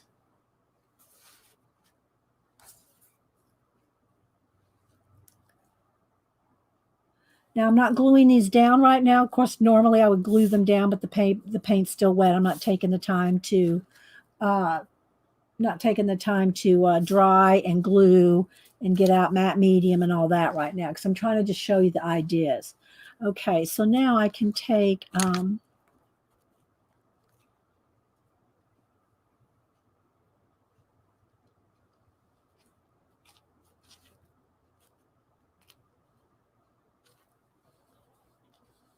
and then play with the image, the images. Thanks, Angie. Yeah, the more you do it, the more you're going to see. The more you do this kind of thing, the more you will see.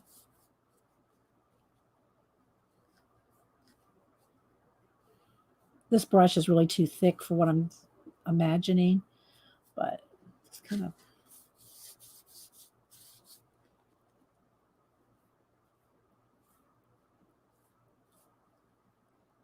maybe a little bit of sand down in here.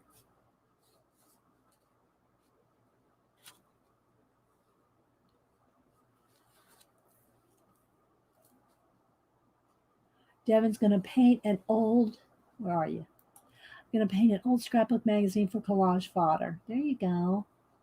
Val says, oops.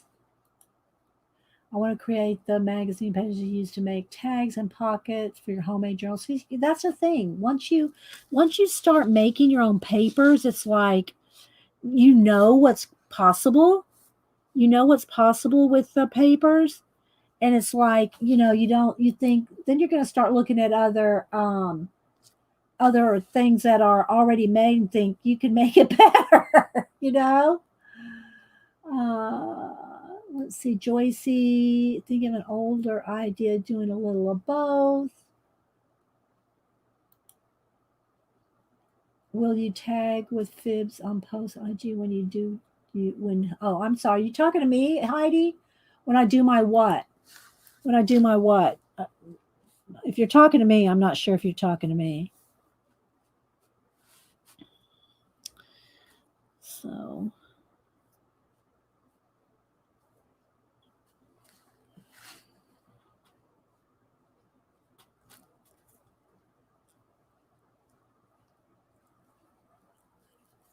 and then you can do smaller details, need a smaller brush. And none of this is dry. You got to really let it dry and dry in between. Glue everything down. I didn't glue anything down. I'm just kind of stuck it on there with the paint. Right?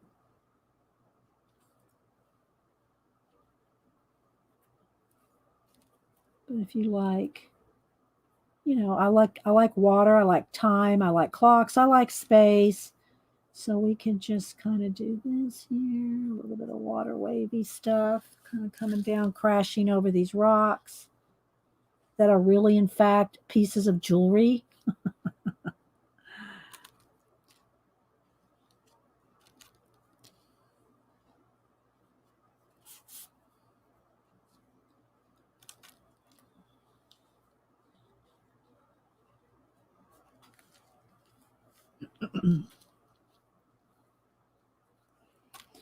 So let's finish this one up. Don't forget, guys, on Thursday, tomorrow, Janet and I are going to have a guest on. Our time is now at 10 Eastern on Thursdays when we have a guest. Now, we can't promise you we're going to do every Thursday, but we do have a guest lined up for tomorrow. So be here tomorrow to find out who it is. The surprise guestage. Surprise guestage.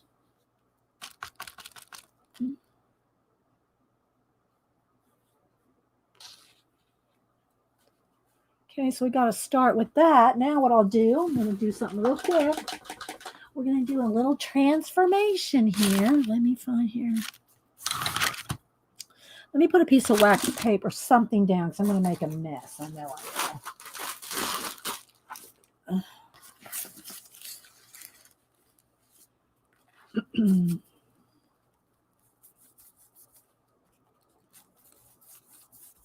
So we're going to try to do Thursday. Now,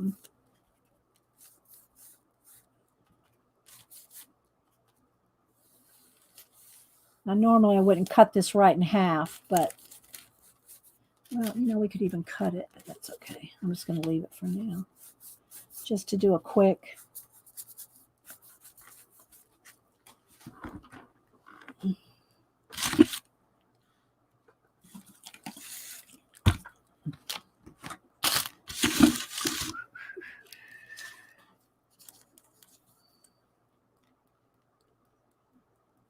Probably should have watered that down just a little bit more. It's okay.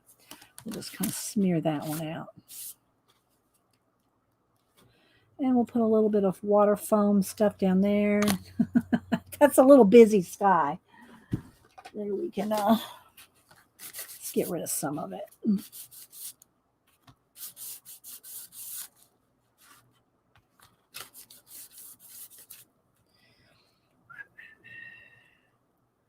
All right. And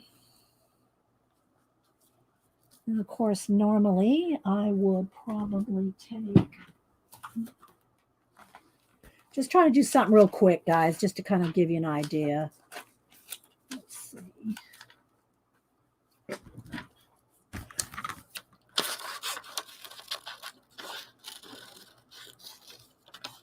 Trying to kind of follow Chad and watch at the same time.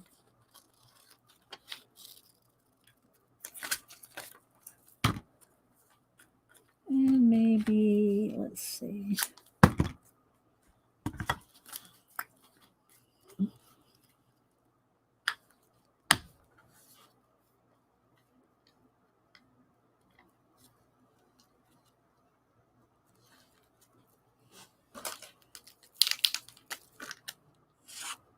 Whoops, that's not dry.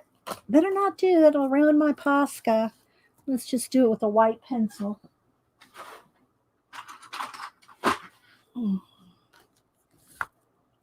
Until it dries, till the paint dries. Then I'd go over that with Posca. But it won't, I can't do it in all the wet paint and everything. But I could probably do it on here.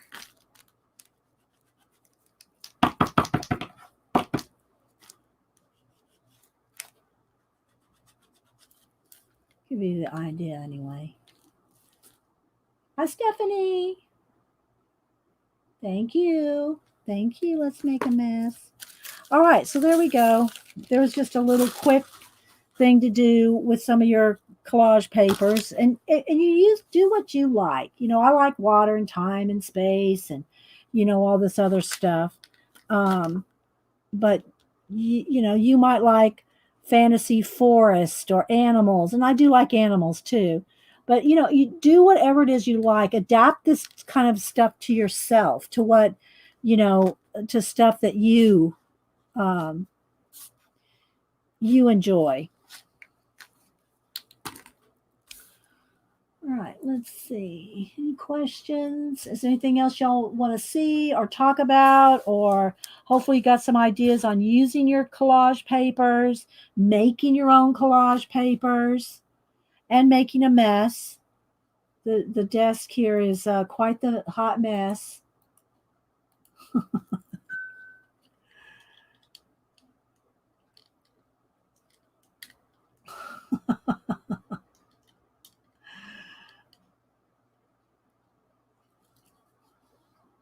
I'll just see if y'all have any questions or anything before we go.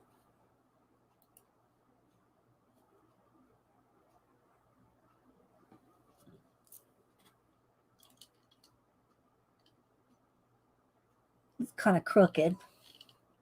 There we go. So yeah, I guess I'll head out. Hubster will be home for lunch in a little bit. Don't know what we're gonna have, but make sure and hopefully you like doing magazine pages. You like seeing our. If y'all missed it, I'm gonna kind of give y'all a review. We did new pen and ink tests earlier. I showed you my new Xandra papers. I don't really want to touch them because my hands are dirty. Oh, well, let me grab another one of these. Couple of my little, I showed these on Monday. So if you want to see these in more uh, in depth, these are the kind of journals that you can just throw stuff in. You can throw stuff in and then go back and start painting them in. So it's kind of the same thing where you're using your collage papers. Use your collage papers, and then you can paint them in until you get a finished page. And you know, I'm not saying you're going to just whip this out in 5 minutes. It does take time and practice, and you know, using things that you like, you know, themes you like. But you can start like this. Just start with painty papers, and then blend, and soften and smooth, scrape, paint, baby wipe until you get something you like. Oh yeah, thanks, Devin. Yeah, Devin's telling me to make sure and put these in my Jane Davenport swatch book. Yeah, I did them on hard Bristol. They're a little bigger. I can cut them down because they're a little bigger than my 8.5 by 11 Jane. But I'll put them with the Jane. I will at least tuck them in the binder, Devin, so we can find them next time when we want to know which inks are waterproof and which ones aren't. I will put them in my Jane binder, tucked in, Devin. Okay.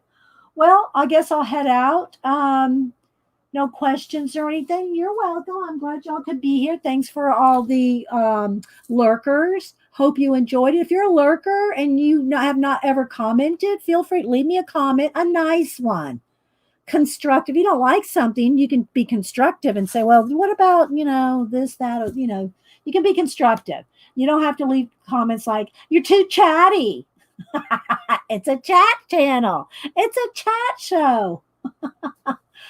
Francis, Didi, how do you keep the pages from sticking together? Acrylic adheres to itself. Not if it's 100% dry. As long as it's dry. Okay, two things, Fran. One, it's 100% dry. And two, it's craft paint. Matte craft paint. If you're using artist grade acrylic paints that have a sheen to them, those can sometimes stick. I use craft paint, matte. Now I do like a little bit of gold edging on some stuff. You know, once in a while that may stick, but yeah, as long as you let it dry 100%. Who keeps texting me? Is it one of you guys or no? It's I got family group text. All right, guys, I'm going to head out. Thanks so much for being here. Leave me a thumbs up or a thumbs down. It's all the same as far as analytics go. It counts as a view. Thanks, Kimberly. Thanks, guys. And don't forget, tomorrow at 10 a.m. Eastern, we're going to have a guest on. If anything ever happens and our guest, you know, can't make it or something, Janet will all be here. We'll come on and maybe just invite guests from the chat, as long as you have a camera and you can come on. But we have a guest scheduled tomorrow. So be here tomorrow to find out who that might be. All right, guys, y'all have a blessed day. Stay safe, stay healthy, stay free. Bye, guys.